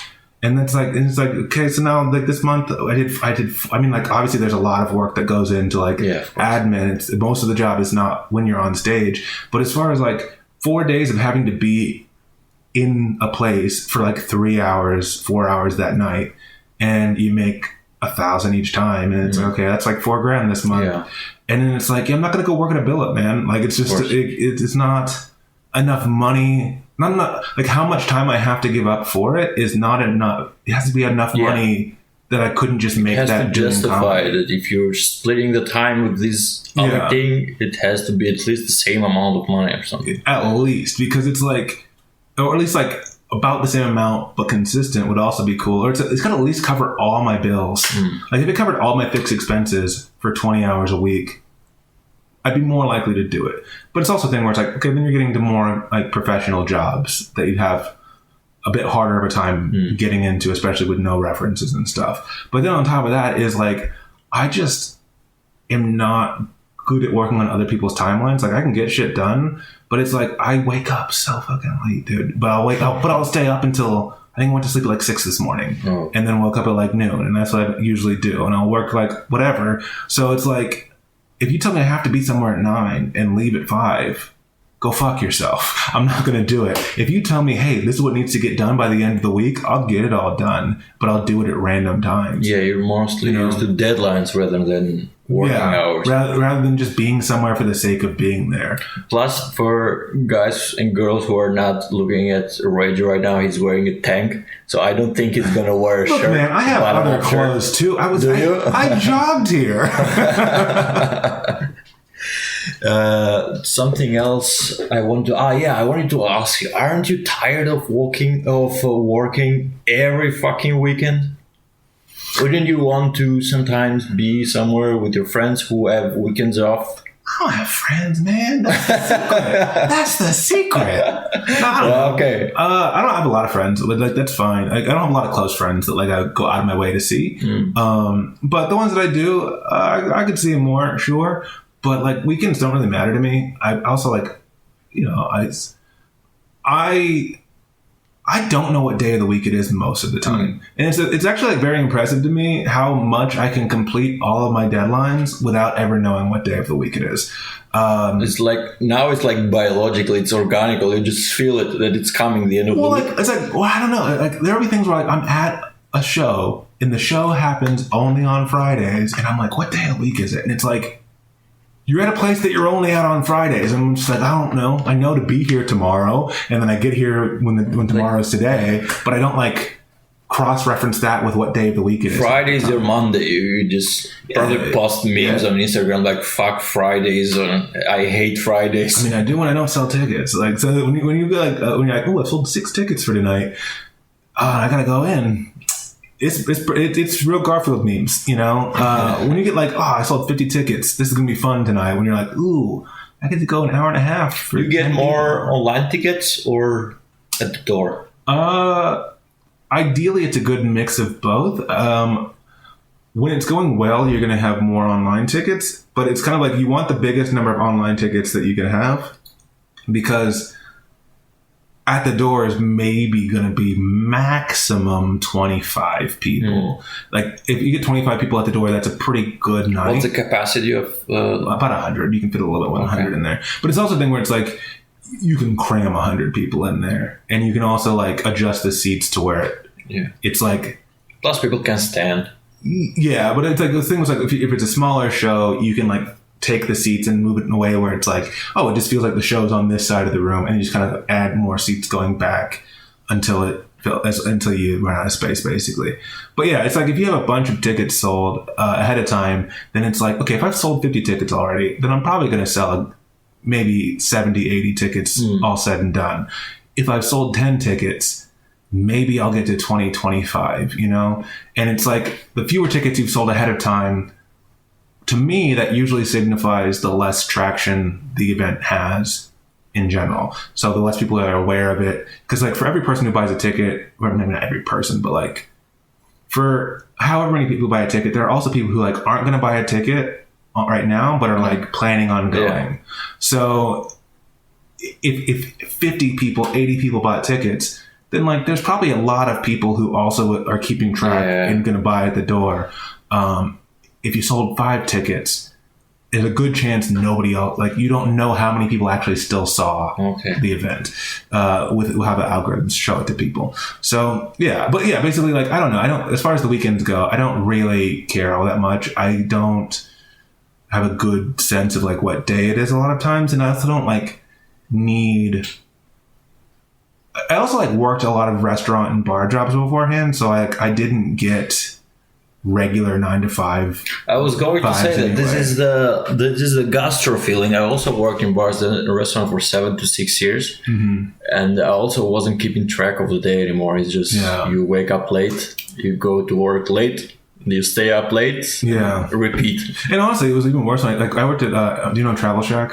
No. You're better off. I worked there for a year, and it was like I only worked Fridays, Saturdays, and maybe no, Tuesdays, I think. Tuesdays, Fridays, and Saturdays. So it's like I already lost both of my weekend days at a bar where I'm watching everybody else do the thing I would like to be doing. I mean, I'd still get drunk and, have fun or whatever, but it wouldn't be the same as like enjoying your weekend. And then you'd also get to sleep fucking at 6 in the morning, and you'd wake up at like 3, and you'd feel so much shittier than like me staying up working on a computer all night versus getting shit-faced and hungover and all that stuff. So basically, it's like I don't care for myself as far as what Fridays go. I will say that like there are times when every single Friday just feels like it wasn't enough time to reset and like relax before I've got to go to work again. But that's having a job. As far as like my friends' timelines, Jack's my closest friend, and he's That's because he has the same schedule as you, or no? We're just really close. Okay, but fortunately, because like we see each other at shows sometimes, and also he's got a relatively flexible schedule too. So it's like, it can be Tuesday afternoon, and we're like, sure, let's meet at 2, because we don't have day jobs. And then like the woman that I'm seeing, she has a weekend like free. She has like a regular job. She works from home most of the time, and then weekends free. So it's like, I can go over to her place like on a weeknight and stay the night, and then it's not necessarily the biggest deal if I'm there, because she doesn't have to run out in the morning, even if she can't like hang out super fully. And then then like the weekends, I just like say that I have a day for that. I'm just giving up Friday nights though, so it's not the biggest catastrophe for me to like lose out on the weekend. I'm also in my 30s. Like, what the fuck's a weekend anymore? Like, I'm not about to do anything interesting. Going back to some a bit more classical questions that like Bach, Beethoven. Exactly. I wanted to ask you. You mentioned the tour, and I wasn't prepared a lot asking you about the tour, because I always somehow had the idea that you were opening for some greater comedian. And there is no greater comedian. That's a great answer. But I never thought that you were organizing everything yourself, and they were your own shows. Where did you have... So let's split it up. First, where did you get the best audience from this tour? My favorite places were always Munich and Stuttgart, because there are places that I would... German-speaking country? Not just a German-speaking country, Germany. Yeah. But I mean, there were a lot of expats there. But those are both places that, like, anytime I went, I was almost guaranteed to sell out the show, if not sell out too. So then I would just have, like, 100 people, 2 shows. I'd make a few $1,000 in one night. Yeah. Or, like, Stuttgart, I would have to do it in 2 nights because they had a nightclub afterwards. So I just... hang out 2 days. I mean, mostly the audience thing, like people who react mostly. Yeah, but that's what I'm saying. Is like, so like there'd be big audiences, and then there would be fun audiences too. So like usually when an audience is big, it's more likely to also be fun. Not that that's not always true. You can have big shitty audiences, but the thing is, if you have like a great audience, but it's 10 people, it can never be as like electric as a feeling as like a pretty good audience that's 100, because there's just so much more sound hitting you and more energy hitting you. So yeah, it's like you're predisposed to being like, I get like, I'm getting a bunch of money in these places, selling out 2 shows, and it's like that'd be my weekend. Is just like I do, 3 nights, 4 shows, and it's just each of them is pretty fun, generally speaking. I also like Brussels. I don't think like not every show's been fun, but I had one show. Like I do a donation-based show in Brussels at the bar that I do it for, and it's a place where it's like I can pretty much just assume that I'm making at least $400 in donations each time. And I had one night where I made 1,000 in donations. Wow! And it's just like so it's like okay, if you're making 1,000 in donations, which is like crazy. The audience really enjoy they must, they're having a lot of fun, or else they're not doing that. So like those are probably like the 3 places that I liked. Which one was the shittiest audience you ever had? What city? I don't know, man. Like, it's not even a city thing. Like, I've had a lot of shitty audiences, but like, I don't know. People like that. I kind of know the feeling, and you prepare the joke. It's good. You hit it, and then everyone is just looking at you. Yeah, I mean that happens enough time. Like, it's like especially if you're doing open mics and stuff like that. Like, I would say Vienna has to be the worst, but that's not because Vienna is the worst. It's just that I've done the most shows here, so it's like they're shitty audiences. I've done shows for like 2 people. I did a show in Paris. Like it was a open mic that I was like just part of. It was like I just started.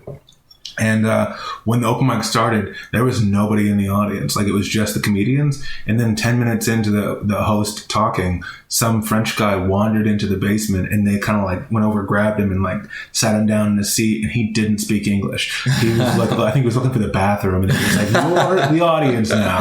I don't know. I think like. I don't know. There have been bad shows everywhere. Maribor is always kind of tight. Maribor? Yeah. Okay. But that's also a thing where it's like every time I've gone to Maribor, I did a festival there once and that was pretty fun. But like the shows that I've done self-produced there, there've been about 50 people, but they haven't been very fun because they've been almost exclusively people from Maribor. And I think anytime there's no sense of humor in Maribor. No, but I think anytime you go to a place and the audience is mostly from that place, it's a bit more of a closed audience. By the way, Maribor is in Slovenia. For those who don't know, it's in the border with Austria. Yeah. Yeah, so I don't think it's about like it's like same things like if you're here and it's all Austrians in the audience, it's going to be a pretty stiff show. And I don't think that's just because it's Austrians. I think it's also because like there are no expats, and that's not because of any specific country. It's just like when you have somebody who's not living in their home country, there's a certain open-mindedness, there's a certain amount of like knowing about other countries, automatically caring about other countries. He's prepared, and he's organically prepared to expect new things, or it's open to things because he moved from another country to another country. So and you talk about travel, and like they've done some travel inherently to be here. And I think if you talk to a bunch of people who all live in the city they're from, there's a good chance a lot of them haven't done a lot of traveling either, So I think that when you're doing a show that like, because my show specifically has always been like not centered on a single country, and it's like, it's a thing where you don't have to understand that much about other places to be able to follow me here, but I'm going to talk about a lot of other places. So if you can understand that Berlin is full of hipsters, that's all you need to know, which I'll explain in the joke. But once you know that, the joke works. Yeah. Or Switzerland, expensive, the joke will work. Yeah. But if you just like if you went to like Thailand and you're like, Switzerland, and they're like, we don't know shit about Switzerland. It's like, okay, well, then this isn't going to fucking do a lot much for you, is it? So I think any country where it's like any show that's mostly. Then do you prepare have you prepared for these 2 specific parts for every country, or just some lines specific for the country, and then it's mostly the same show when I'm on tour, because I just make this show where it will work. Like, you don't have to know about the U6 for the joke to work. It's just like, do you know Switzerland? Cool. Which one are the most general topics? Male, female? I mean, like competition, let's say. In my act, is that what you're saying? Or just the ones you use mostly that that they're going to work everywhere, no matter where the country. I don't know. I mean, like, I wouldn't categorize them as like with jokes on a topic as much as it is like these are just the jokes that I know are good, but like I can't really give you. I have a shorthand for them, but if you don't know the joke specifically, then the shorthand won't mean anything to you of me explaining them. But yeah, it's like I have like there are jokes that I know, like my opening thing, which is about my artist visa. in the punchline at the end of it is basically that I got this Austrian artist visa, so Austria officially accepts me as an artist. Take that, Hitler. And that joke, it's a very good icebreaker / litmus test to find out like what is this audience gonna be like? Yeah. How much are they laughing at That's that? a sophisticated joke. Not a lot of people know the thing about Hitler and artistic side. Let's not give it too much credit, but like, but yeah, it's like that's a joke that it's like it can work consistent. And the way I just said it now, it doesn't sound like it's all that great, but like, yeah, when I do it as it's supposed to be done, it's consistent enough to where it's like I can gauge the audience based on their reaction to this joke and to the taglines that I have for it. And I have several jokes like that, but yeah, it's not as much like, oh, I can just go into like my male versus female, which I don't have a lot of like men are like this, women are like this. I don't think I have any, though I do have stories about like relationships and dating, but it's not like, because women are always dating like this as much as it is like, this is somebody I dated and this is what happened. And I try not to be like, take anything from like one of my dating stories and be like, and that's like all women or men don't care about that. I guess there's a little bit. Like, I have a joke about this woman called me, who said that gays like me are ruining this country, and I'm not gay. So it's like, I don't know what it was about how I look, but I have to imagine looking gay is a compliment because as a dude, looking gay just means it looks like you have put in some effort before you left the house. Mm-hmm. So I'd say like in that extrapolation there, it is like, if someone says you look straight, that's when you've got a problem. Like if someone says you look straight, check your shirt for mustard stains because we straight guys aren't known for our good hygiene. And I would say like that's probably as much as I'll extrapolate like men are like this because of my experience is that because I don't like one, it's just like it's such a trite thing to be like men are like this, women are like this is almost this like hacky premise. And also a thing where it's just like, you can be so easily trivialized. Like if somebody wants to like make you feel bad about your set, they just be like, cause men are like this. And like, I know, I didn't do a good job. But two, I just like generally when I experience things, I'm sure I've done it more when I was younger.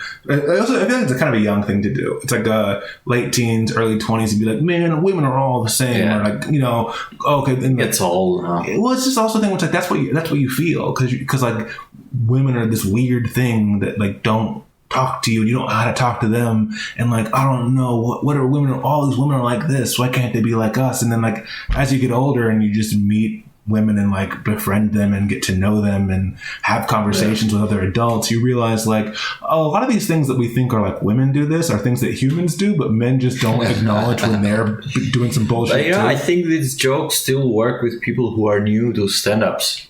Oh, the jokes will work. Yeah. I just don't think they're interesting, and I don't think that like as an adult when I like experience like if I'm gonna fight with a girl about whatever and she says this, I generally don't think, and this is the problem with women, and I think that like a lot of those jumping off points for that joke would kind of be like, see, you women are all the same, and then that's kind of what the heart of that joke is, and I just don't like. In writing a joke, don't tend to think like that's not the conclusion I come to. Is like, man, you know how women are always like this? To me, it's like, oh, here's a story about a person that I know who did this. And like, if you like to put yourself instead of telling for another person, do you tell it as your own story, even if it's not yours? Mostly because it works generally talking in so first like, person. Generally, I don't like to take somebody like so if somebody told me a story, I generally don't like. I'm going to tell that story and I'll be that person in it. But like, it's more that like somebody might do something. I'm certainly in the stories, and it's because usually me interacting with somebody. What's more likely to happen than like you tell me a story and I'm like, ooh, that's hilarious. Can I use that? And I'll put myself as if I were you telling the story. It'd be more likely that like I would have a thought about something and then I would just make up a person I talked to. Mm-hmm. And it's like, oh yeah, this woman came up to me and said XYZ. And like, even if that were going to be my like, all women are like this, instead of me saying all women are like this, I'll just make up a person who came to talk to me. And then I can just have that back and forth and explore it there. But do you, Do you have a writing schedule? For example, do you have a goal this week or every week I'm going to write at least 10 new minutes? No. Also 10 minutes is a lot, or 10 good minutes is a lot for a week. But no, not really. Whenever I was touring, my goal was just when I finish one tour, the next 4 months is to write a new hour, which is not much for a new hour, but it's like my goal is write a new hour and then write for an hour, for a good new hour, you need it 1 year. Yeah. So it's like I'm going to write a new hour and then right before the tour, like maybe like the couple weeks leading up to it, then I'll just see, okay, what's working best, what's not working, cut that out. And then I usually had a good 30 to 45 new minutes each time. I also for tours, after tours. Yeah, so that when I went back to the city again, I would have a mostly new show. So I was like, I'm going to write as much as I can. Like I would just drop all my old material and just work on new material for as fervently as possible. I would also like do like open mics every single one that was possible in the city, and I would do 25 a month and then be writing all this stuff. But now that you're doing weekly? Oh, I don't fucking go to open mics. No, I mean, how now that many minutes do you produce per month, per week? How do you work? What's your working schedule, your writing schedule? See, that's the thing is back then I was a bit more, that was my I have a date to get something done by. Now I don't. It's like whatever comes. Right now, because I'm doing the Born Behind Bars thing, there's still no schedule for it. I just have to have something presentable by the 22nd. So I have to every day kind of... We're drinking beer, just so you guys know. Yeah, I have to make sure that I give myself time to sit and write and organize my thoughts through that. But there's not an arbitrary, I need X number of minutes for it. And a big part of that in the last year and a half has been, well, one, since the pandemic started, it's just hey, there's been a lot less interesting shit happening when you don't go outside for months. Unless you want to talk about how nothing happens. But it's just I don't know. I didn't do much talking about pandemic life because I don't care. And also everybody's talking about it. So it's I don't need to talk about Zoom calls. And then I write material when it comes to me, or when something interesting happens, I'm okay, I'll write that down and let's see about it. But for the last 15 months, I've been working on a bigger project. So I'm making a video game. And You're making a video game? Mm-hmm. So I started learning coding in April 2021, and I've just been building something there. So it's coming along very slowly. Obviously, video games take an incredibly long time to do. Are you alone in this, or? Yeah, so it takes even longer. But it's my main focus artistically at this point. So for the past few weeks, because I've been doing all the rebranding stuff for admin for events, I haven't worked on it at all. But aside from that, it's been at least 40 hours a week for a year. Because it's I have a lot of free time because I don't have a day job. So it just all goes into that. And I'd have nights where it's I just worked 16 hours without standing up. I should probably go to bed. I get very obsessive and stuff like that. But basically, I'm making a game that is a video game comedy special. So basically, it's a side-scrolling platformery type, beat 'em up type of, not exact platform, but like an old Sega game where you're going around sideways and you have to kill people and whatever. But basically, you're a comedian, you're trying to get to this stage. So in level 1, you're in a bar and there's a bunch of other people at the open mic. So it's you have to go against garage rockers and magicians and ventriloquists to fight your way to the stage so you can get there. Sounds very interesting. Yeah, and when you get there, then you unlock part of a comedy special. So basically, when you get to the stage, it'll be a cutscene of the jokes about whatever that level is. And then as you how Xbox has achievements for doing XYZ, it's that, but instead of just being a little trophy that sits in does nothing, it's this is a clip from a comedy special. Yeah, it's an actual, and as you unlock it, you can unlock the full comedy it's special. It's going to be a real video of you, or animated graphically? That's what I'm going to figure out. I think the easiest might be taking a real video and then rotoscoping it. Or maybe not, or putting filters on it to where it looks more animated, and then have the in-game one be the animated one, and then the reward when you go watch it again in the vault be the actual clip. But that's an artistic choice that'll come that'll be more relevant later, because right now I'm still building like Are you building infrastructure for it yourself graphically, or do you buy templates? How does it work? So right now I'm focusing much more on the code than I am about how it actually looks, because once you get everything to where it functionally works, then it's kind of just like you change this, you change that. You buy you buy an asset, or you make a 3D model and you put it in there, and all the animations are already programmed, and now it just applies to this new 3D model.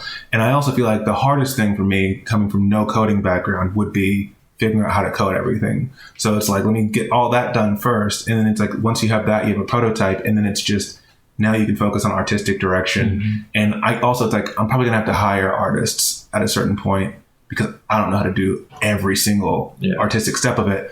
And it makes no sense to start paying them now for a thing that might change later.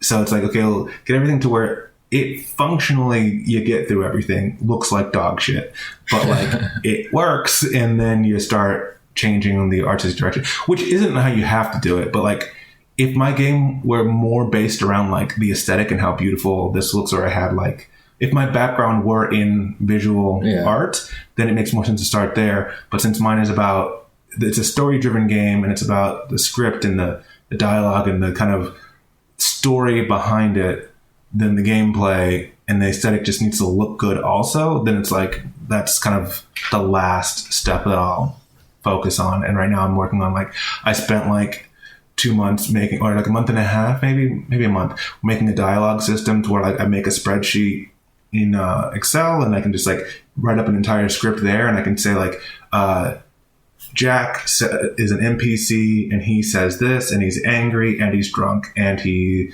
asks a question. And then the game will now, because of the code I wrote, automatically read that. And when it opens it up, it'll say, okay, it's Jack. So we'll open up Jack's thing. We'll make the drunk version of him. We'll make him angry.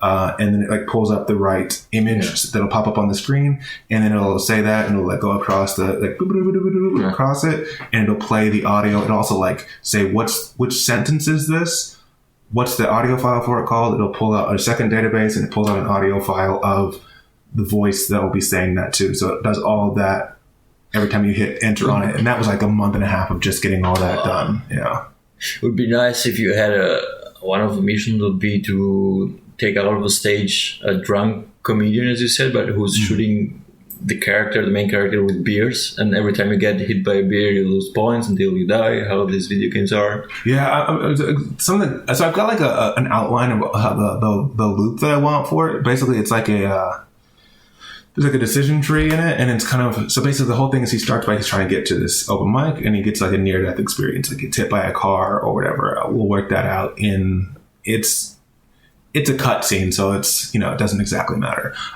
Point is, near-death experience in his first, have you seen Whiplash? Yeah. Like when he gets hit by the car, and his instinct is, I gotta get up and go.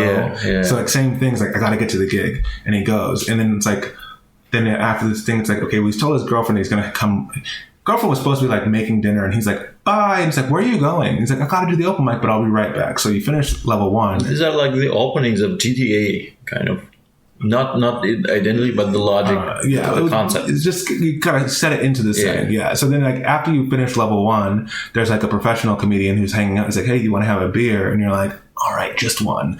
And then you can kind of be like, hey, should you stay for another round? And if you stay for another round, then whenever the next level you come back, then it's like, you come home and the girlfriend's like, what the fuck was that? And you get in this boss battle there where she's, whatever her way of attacking is, throwing stuff, screaming, and like whatever fun ways of. I haven't developed that character yet because I'm working on level 1 mechanics. But basically, I know that'd be a boss fight there, and then it's like a breakup. So then you have to like navigate that branch of the decision tree. Whereas if you come home immediately, instead of staying for the second drink, then you don't have the boss fight, but it takes you down different levels instead.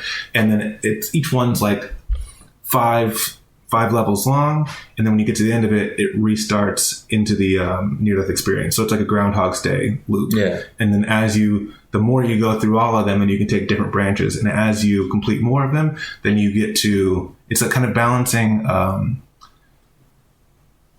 personal life, like represented through the girlfriend, versus comedian life, which is broken into comedian life as a professional, a comedian life as a person who just wants to party. And you're kind of balancing those three things in these A/B decisions, and you'll get different endings where it's like things just go completely off the rails, or you work yourself to some sort of problem or whatever. And then as you keep going through it, you get like healthier options to where like eventually you'll be like, oh, I can not go home. I can, go home after this drink, and then I can do this. And eventually to where like the ending would be like, oh, you don't even have to keep going after you get hit by the car. You just can turn around, and that's where like the credits can run, and there can be epilogues or whatever afterwards. So like that's kind of the whole arc of it. And I can, it's like I need to make, I think like 15 physical levels, but they would be able to be redone like 50 times just using the same things to get this big story.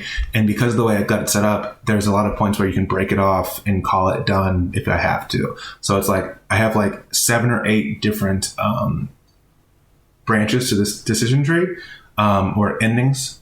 And it's like, well, if I get like 4 of them done and I'm like, I'm out of time or out of money, then I can just be like, cool, there's only 4. And then that's the game.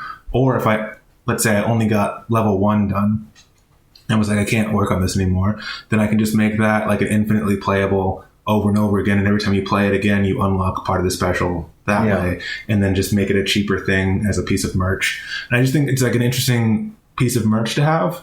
Be like, hey, here's I finish a show and it's like, hey, if you liked these jokes, instead of just hearing them, you can play them. I think is a very interesting thing that you don't see, because you have video games for like every medium. You have video games based on movies, based on books, based on music, based on dancing, but you don't have anything for comedy. No, you don't. And I think like, I think it's very, I think it'd be dumb to try to do it the same way as like a Guitar Hero for comedy, where you're trying to be the comedian. But I think that this is a very interesting storytelling. This would be the only video game that would make me play video games, because I don't. But it seems very interesting. And this was the answer to the question, what is your writing schedule? So because of this, most of my concern has been going towards that for creative expression, instead of focusing on like, I have to write more jokes that like, I don't know, man, I've written a lot of jokes, and like writing jokes is cool for sure, but there's something like very disposable and ephemeral of like, every comedian has jokes. What can I do that's like bigger than just that? And I'm still writing stuff if something comes to me, but instead of just being like, how can I tell a joke about XYZ today? It's like, okay, well, let me work on this other project that I haven't seen anybody do before. And also, I actually just got hired like 2 weeks ago to go to a gig. It was a corporate gig for this tech recruitment company, and they were like, "Oh, we heard that you're a comedian and you code. You're going to be perfect for this. You can like write a bunch of jokes for developers." And I'm like, what the fuck do you think is funny about this? I have never written fewer jokes than since I started learning how to code, because nothing interesting happens to me. I'm sitting alone in a room typing code out all day. There's not a lot of interesting stories to come from. Well, you got your show right there. That's it. Well, I mean, I got that corporate gig, so it was great. But like, it hasn't been like the most inspirationful time either, because like all my focus is on that. And it's just like, I'm not going out and drinking and exploring or traveling or doing things that are like conducive to like crazy stories. It's just a lot of like, oh, fuck yeah, figured that code out. Oh, it's like you're sitting there with a Rubik's Cube all day. Is like, yeah, that's fun and it's beneficial and whatever. But like, you spend 20 hours on a Rubik's Cube, you're not going to get all that many good jokes about Rubik's Cubes. What you're gonna say? How colors match with each other? Yeah, you'll write like 3 jokes about a Rubik's Cube, and the next 12 days of Rubik's Cube is just going to be doing a Rubik's Cube. And to ask you something very boring. Which one is your favorite comedian, or favorites? Which one are your favorite comedians, stand-up comedians? Yeah, I don't know. It's a weird thing for me right now. Well, you can define it like this: the one that you hear that has done a new special, and you can't wait to see it.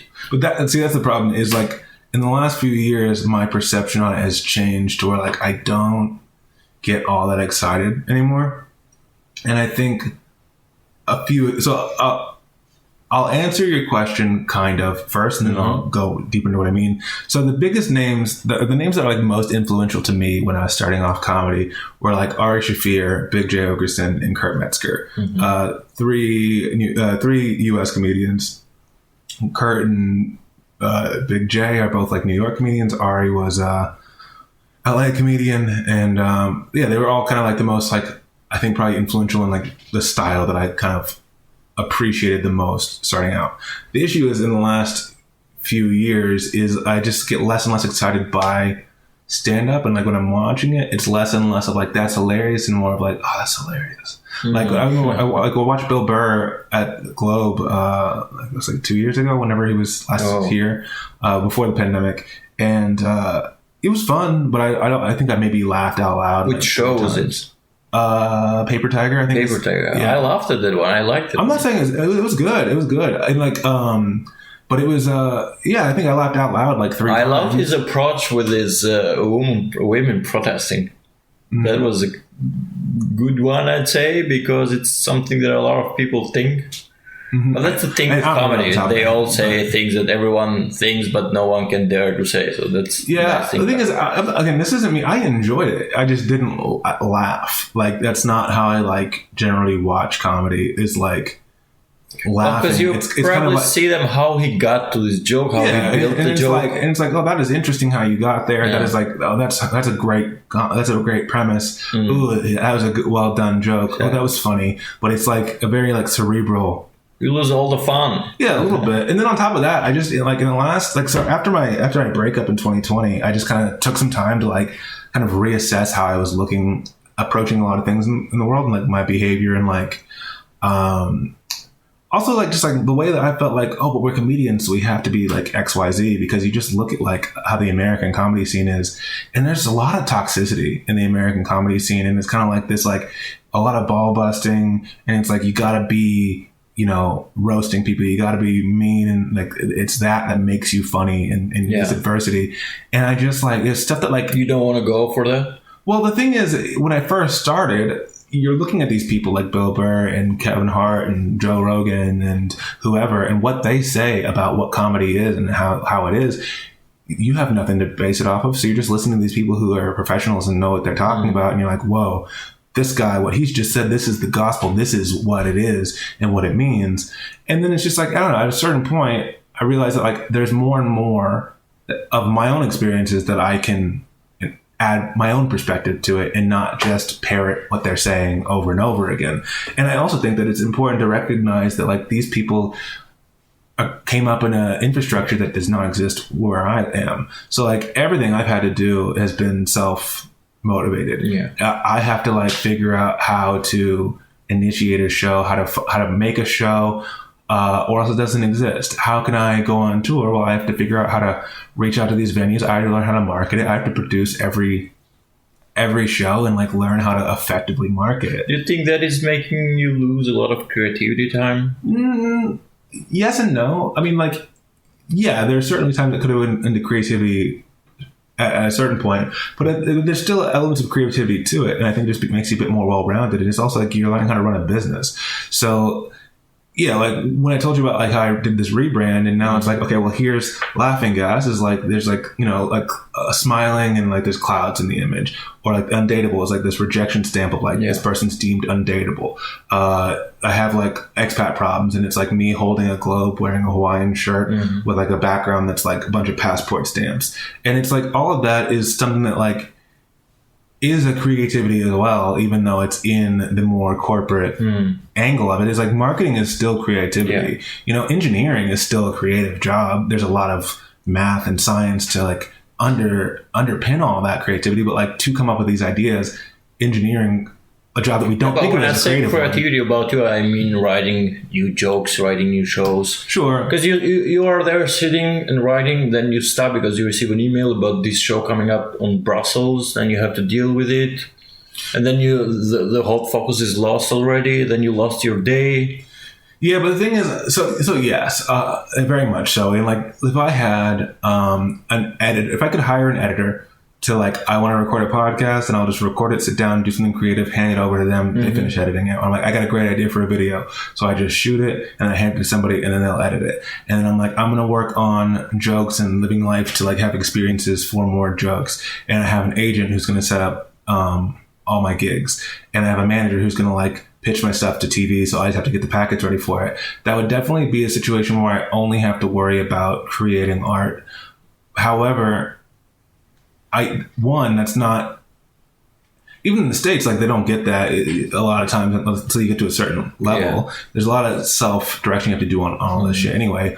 Also, it makes you a much more well-rounded, like there are plenty of people that are like crazy funny. When they walk on stage, they can just destroy. And they walk off stage and you're like, you're a fucking bumbling mess. Like we did a show, Jack and I did a show in a Siget festival a few years ago in Budapest. It's the second biggest festival in Europe after Glastonbury.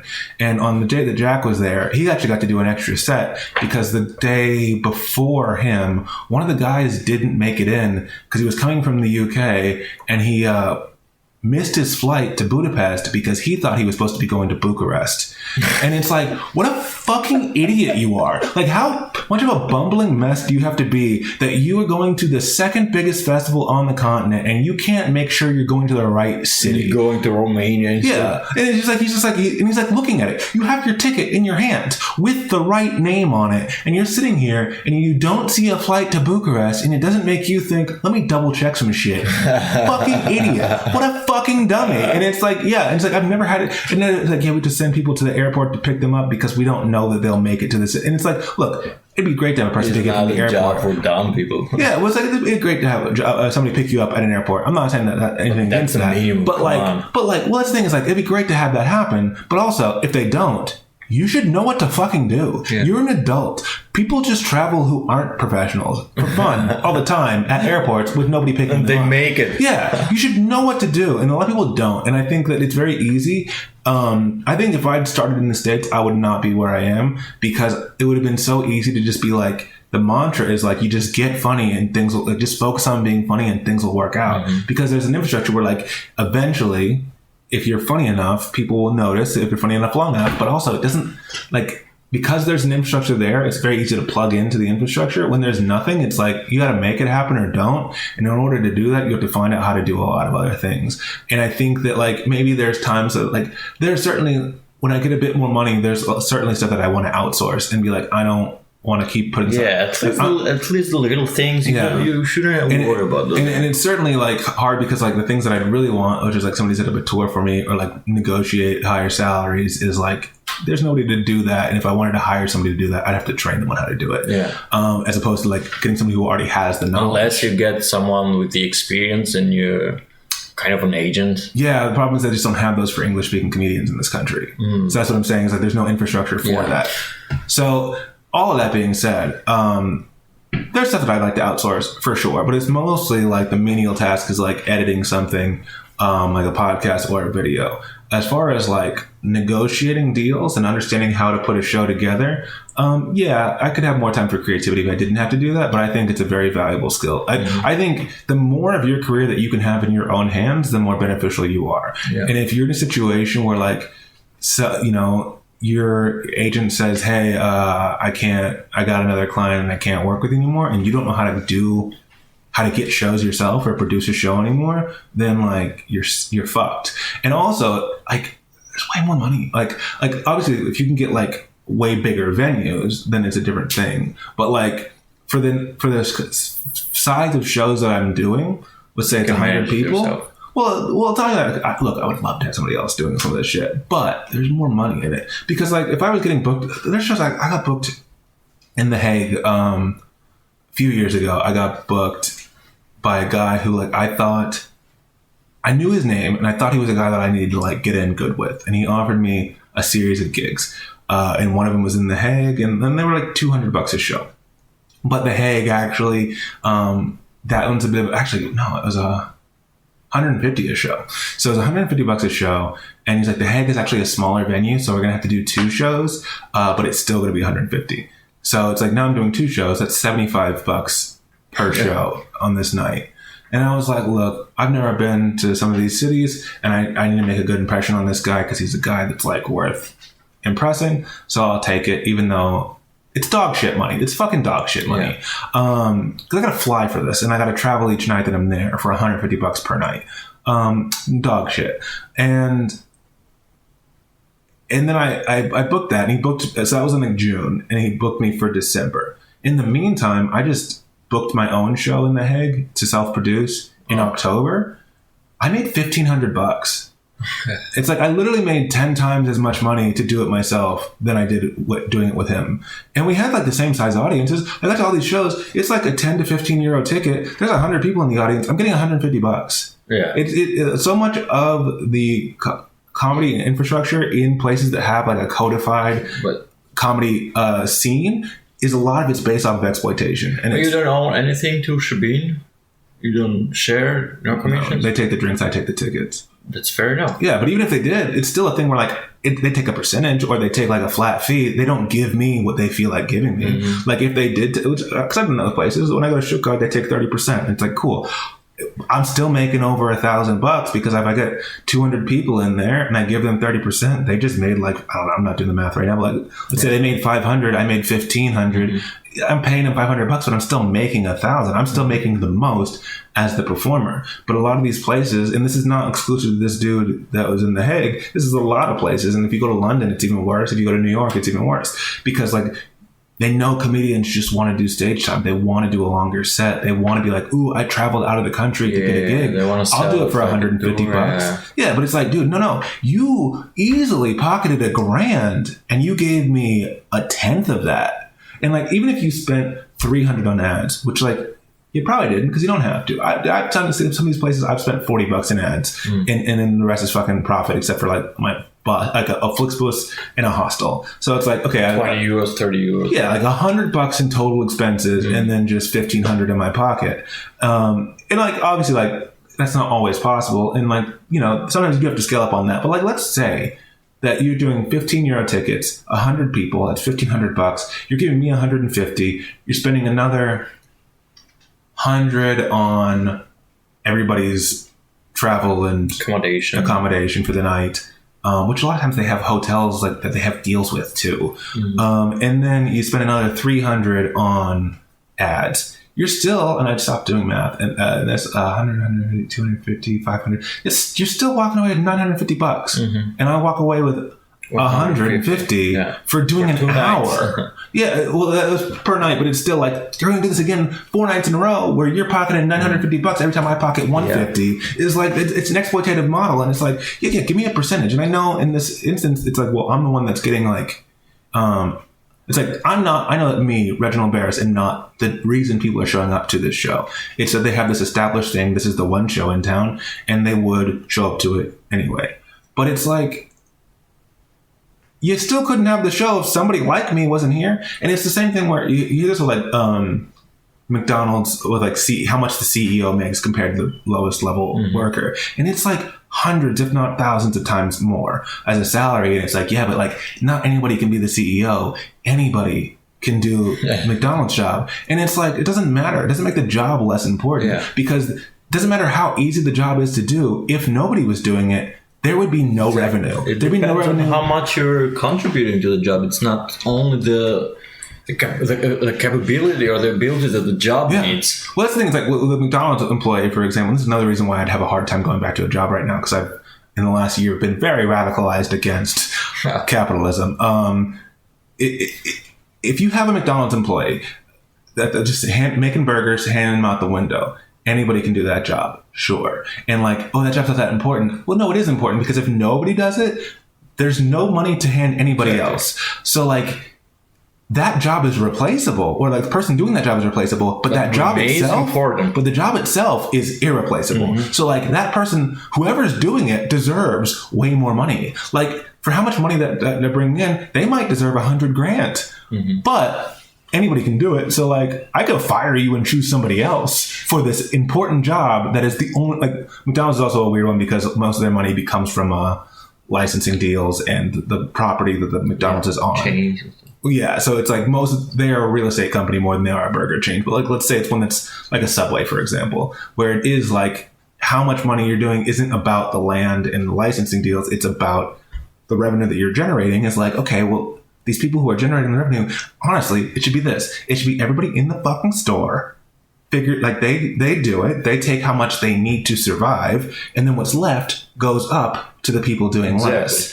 Not the other way where it's like, hey, I'm gonna take your money, I'm gonna throw some all the way up to you, and then hope it comes back down to me. And that's kind of how it is. Where it's like Shebeen is like, I'm taking it in, and if they did ask for, look, if they asked for a deal, I'd probably try to renegotiate or look somewhere else at this point, because I feel like what we have going on is fine for what it is.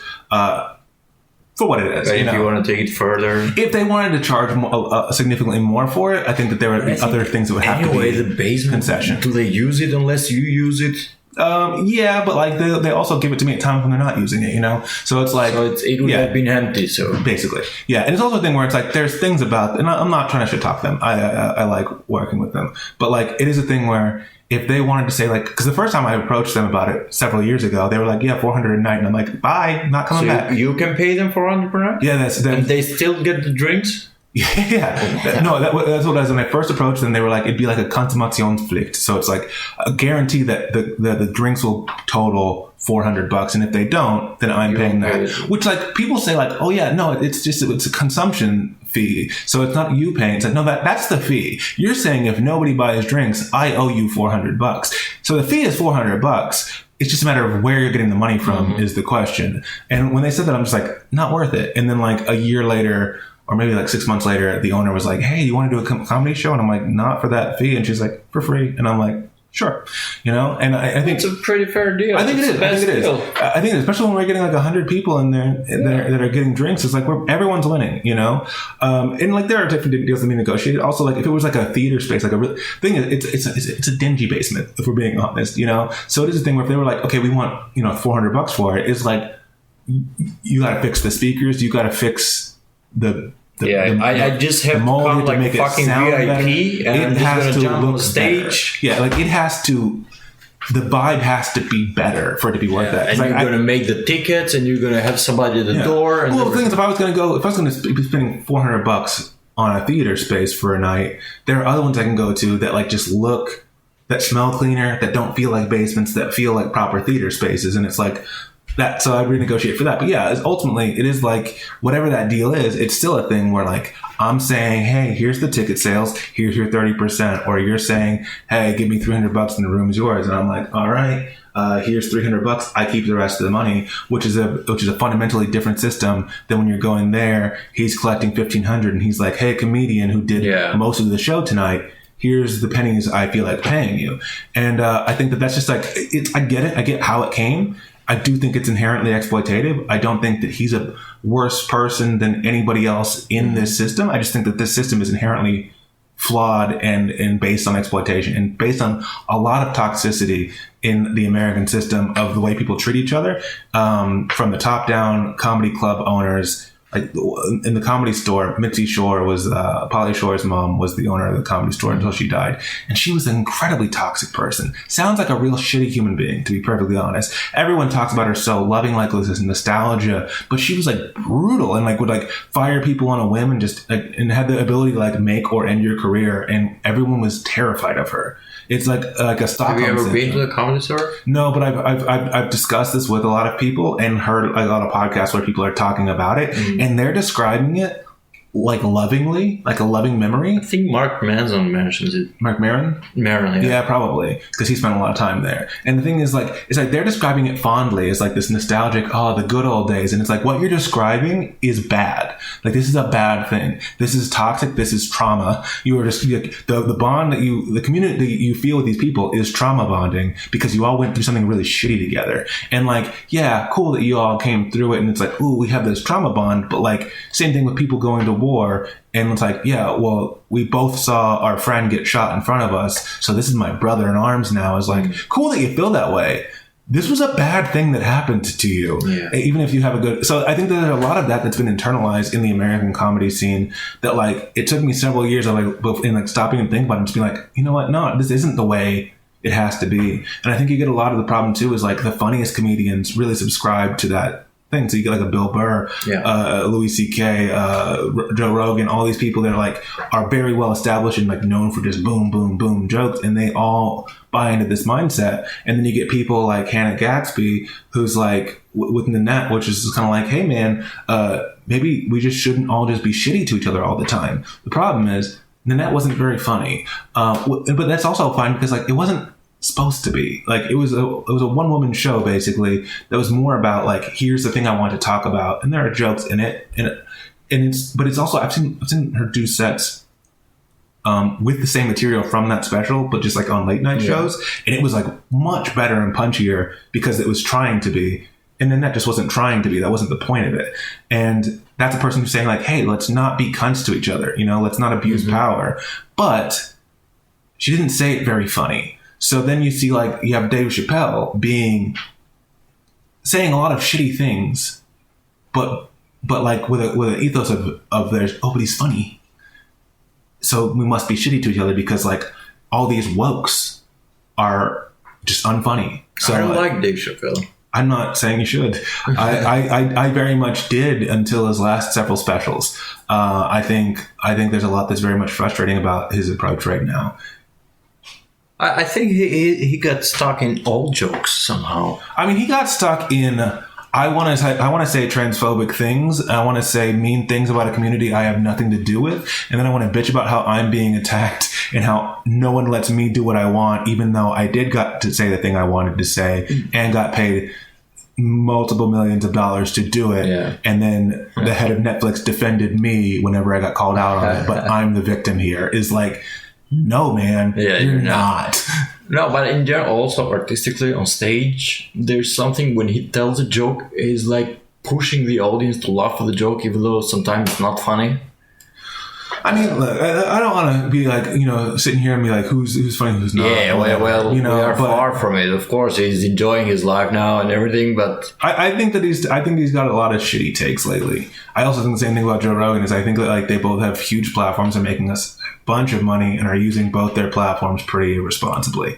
But it's not their obligation, I guess, technically. Yeah. You know, you can do whatever you want. I think that as a person, it would be good for you to want to be better with the responsibility that you implicitly have when you say these things. But like, you know, to each their own. More importantly, though, it's just like that you see people who are like, ooh, this is what comedy is. Dave Chappelle's keeping comedy alive by allowing us to make fun of trans people for no reason. And that's like, that's what the narrative around it is. Like, he's defending funny. And you got to be toxic to be funny because look how funny he is as he's being toxic. Then you look at Nanette trying not to be toxic. Ricky Gervais is doing it better. I feel the same way about Ricky Gervais. I think his shit is dumb. I haven't seen a lot of it, but I did see one of his things from his new one about trans people, and he's the Supernature. Yeah, well, I saw the thing where it was like about classic women, and you know, the ones with vaginas, and it's like. It's like this is just an old man being like, trans people are weird. There's no like deeper, like that is like, it is like what your grandparents would be like, oh, women I think with it was vaginas. A show only for Ricky Gervais audience. It wasn't. Sure. You can't start watching the Ricky Gervais with that show. You have to go. Oh, I mean, I've seen him. I just think he's a bit of a cunt. Like, and that's fine. That's part of his brand is being a cunt. But like, I think more and more I look at a lot of comedians now, and it feels like it's old people who are like, as they age, don't want to accept that the world is not exactly the same as it was when they started comedy. And I get why that's not fun. It's like, I've been doing this my whole I know what funny is. And it's like, yeah, man. But like, if all of society around you tells you the thing is no longer funny to them, they're not wrong, you know? And it's like, you can say what you want. Well, like, don't you think the audience just sometimes... even if there might be a lot of them, maybe they're not right. Because it happens thanks to social media. People tend to be part of these cancel things just because everyone is doing it. And they want to be part of some empty people. There is certainly mob mentality that happens with things. But my point isn't that like no audience can be wrong. I've definitely been in shows where the audience is like, nah, you guys are fucked up right now. But like... As a overarching culture of people, that a lot of people like pronouns, for example, and like preferred pronouns, and people in their profiles will be like she, her, he, him, they, them, whatever, and that's fine because like literally all that is happening there is it is a bunch of younger people realizing that like what you say can have an impact on how another person feels, and going out of their way to be like, hey, I want to foster an environment to be compassionate to the fact that like this might upset you, and I want to just even okay. It'd be like if I said, hey, what are your preferred pronouns right at the top? You might be like, he, him. What the fuck's this all about? What are we gonna play all that? And it's like it would literally just be me being like, hey, I just want to take a second to be considerate and just make sure that I'm not going to be mean to you for no reason. Mm-hmm. And I think if more and more people in the younger generations are feeling like that, that is only a positive thing. Obviously, there are bad things that happen too, but like that they want to take time to be like, hey, just to be considerate of you real quick is not a bad thing. But it's weird if you didn't grow up with it, and it's like, so it's like, oh, they, them, and it's just like, what are you shitting? You're shitting on young people for like being compassionate. It is a weird take to take for a thing that like doesn't affect most of the comedians who are like mocking pronouns don't have friends that require special pronouns. Like, how many people have you met in your real life that like are like, hey, my pronouns are actually zim? Like, I never have, and like I'm sure there are people even in Austria, in Vienna, that do, but like it's just not that common. And it's like if you meet a trans person and they're like, oh, I'm actually a woman, it is so easy to just be like, okay. And it's like, even if you don't ideologically believe it, just like, you just go with it. Just don't be a dick. Whatever you say, dude. Yeah, it's like oh, my name's Christina, and it's like, okay, Tim, and it's like, why? I mean, like if you said my name's Alion, and I'm like, nah, your name's Ivan, and you're like, no, and it's like, but like because we've changed the gender of the names now. Oh, okay, I'm not going to play along with you. And it's like, you would never meet a man who tells you that his name is another man's name, and you'd be like, no, I'm refusing to call you that. I will only call you this. So it's like, why, you know? And it's just like, there's a lot of stuff that's like old people getting rich and then just wanting things to be how it always was. And I'm not saying that like individual audiences can't be shitty. I'm not saying that groups of people can't have mob mentality. I'm just saying that like, as a general culture, what it is in 2022 is very different from what it was in 1992. Mm-hmm. And there's a lot of more progressive thought being more prevalent, or more compassionate thought, and like less homophobia, less overt racism, or at least more attention to the fact that racism and homophobia are happening, and being like, maybe we should call more attention to this. Whereas, you know, 1992, you just call your friend gay, you call him the F slur, and that's a good old fun time. Who gives a shit, you know?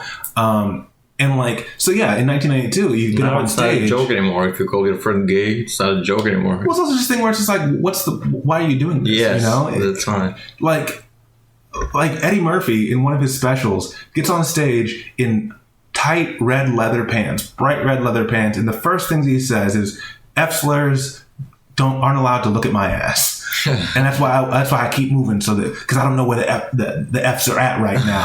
And it's like, that was like the first thing he said, and everyone's like, oh man, it's so crazy how much that still holds up. And it's like, does it, man? Because like, that's crazy. Like, why was that funny in the 80s? Because there was a lot more homophobia, and like the idea that somebody was gay was a punchline, and now it's not. So like, saying that like, well, I should still be allowed to say that joke. You can, but like, if people don't think it's funny anymore, they're not wrong. Exactly. You just didn't adjust to the fact that society's not exactly the same. And that's the thing about like, it's not like, comedy is such an art form that is so subjective and so based on context and culture. You can tell like an American, I've seen so many Americans that are good comedians come here and like, do fine, but like not as well as they would in the States, because they're telling jokes that like don't make any sense here. Like, oh, the post office, and they're complaining about the post office, and it's like, the post office here is not the same as the post office in the US. It is way worse in the US, and it's like losing like $10 billion a year and is bad.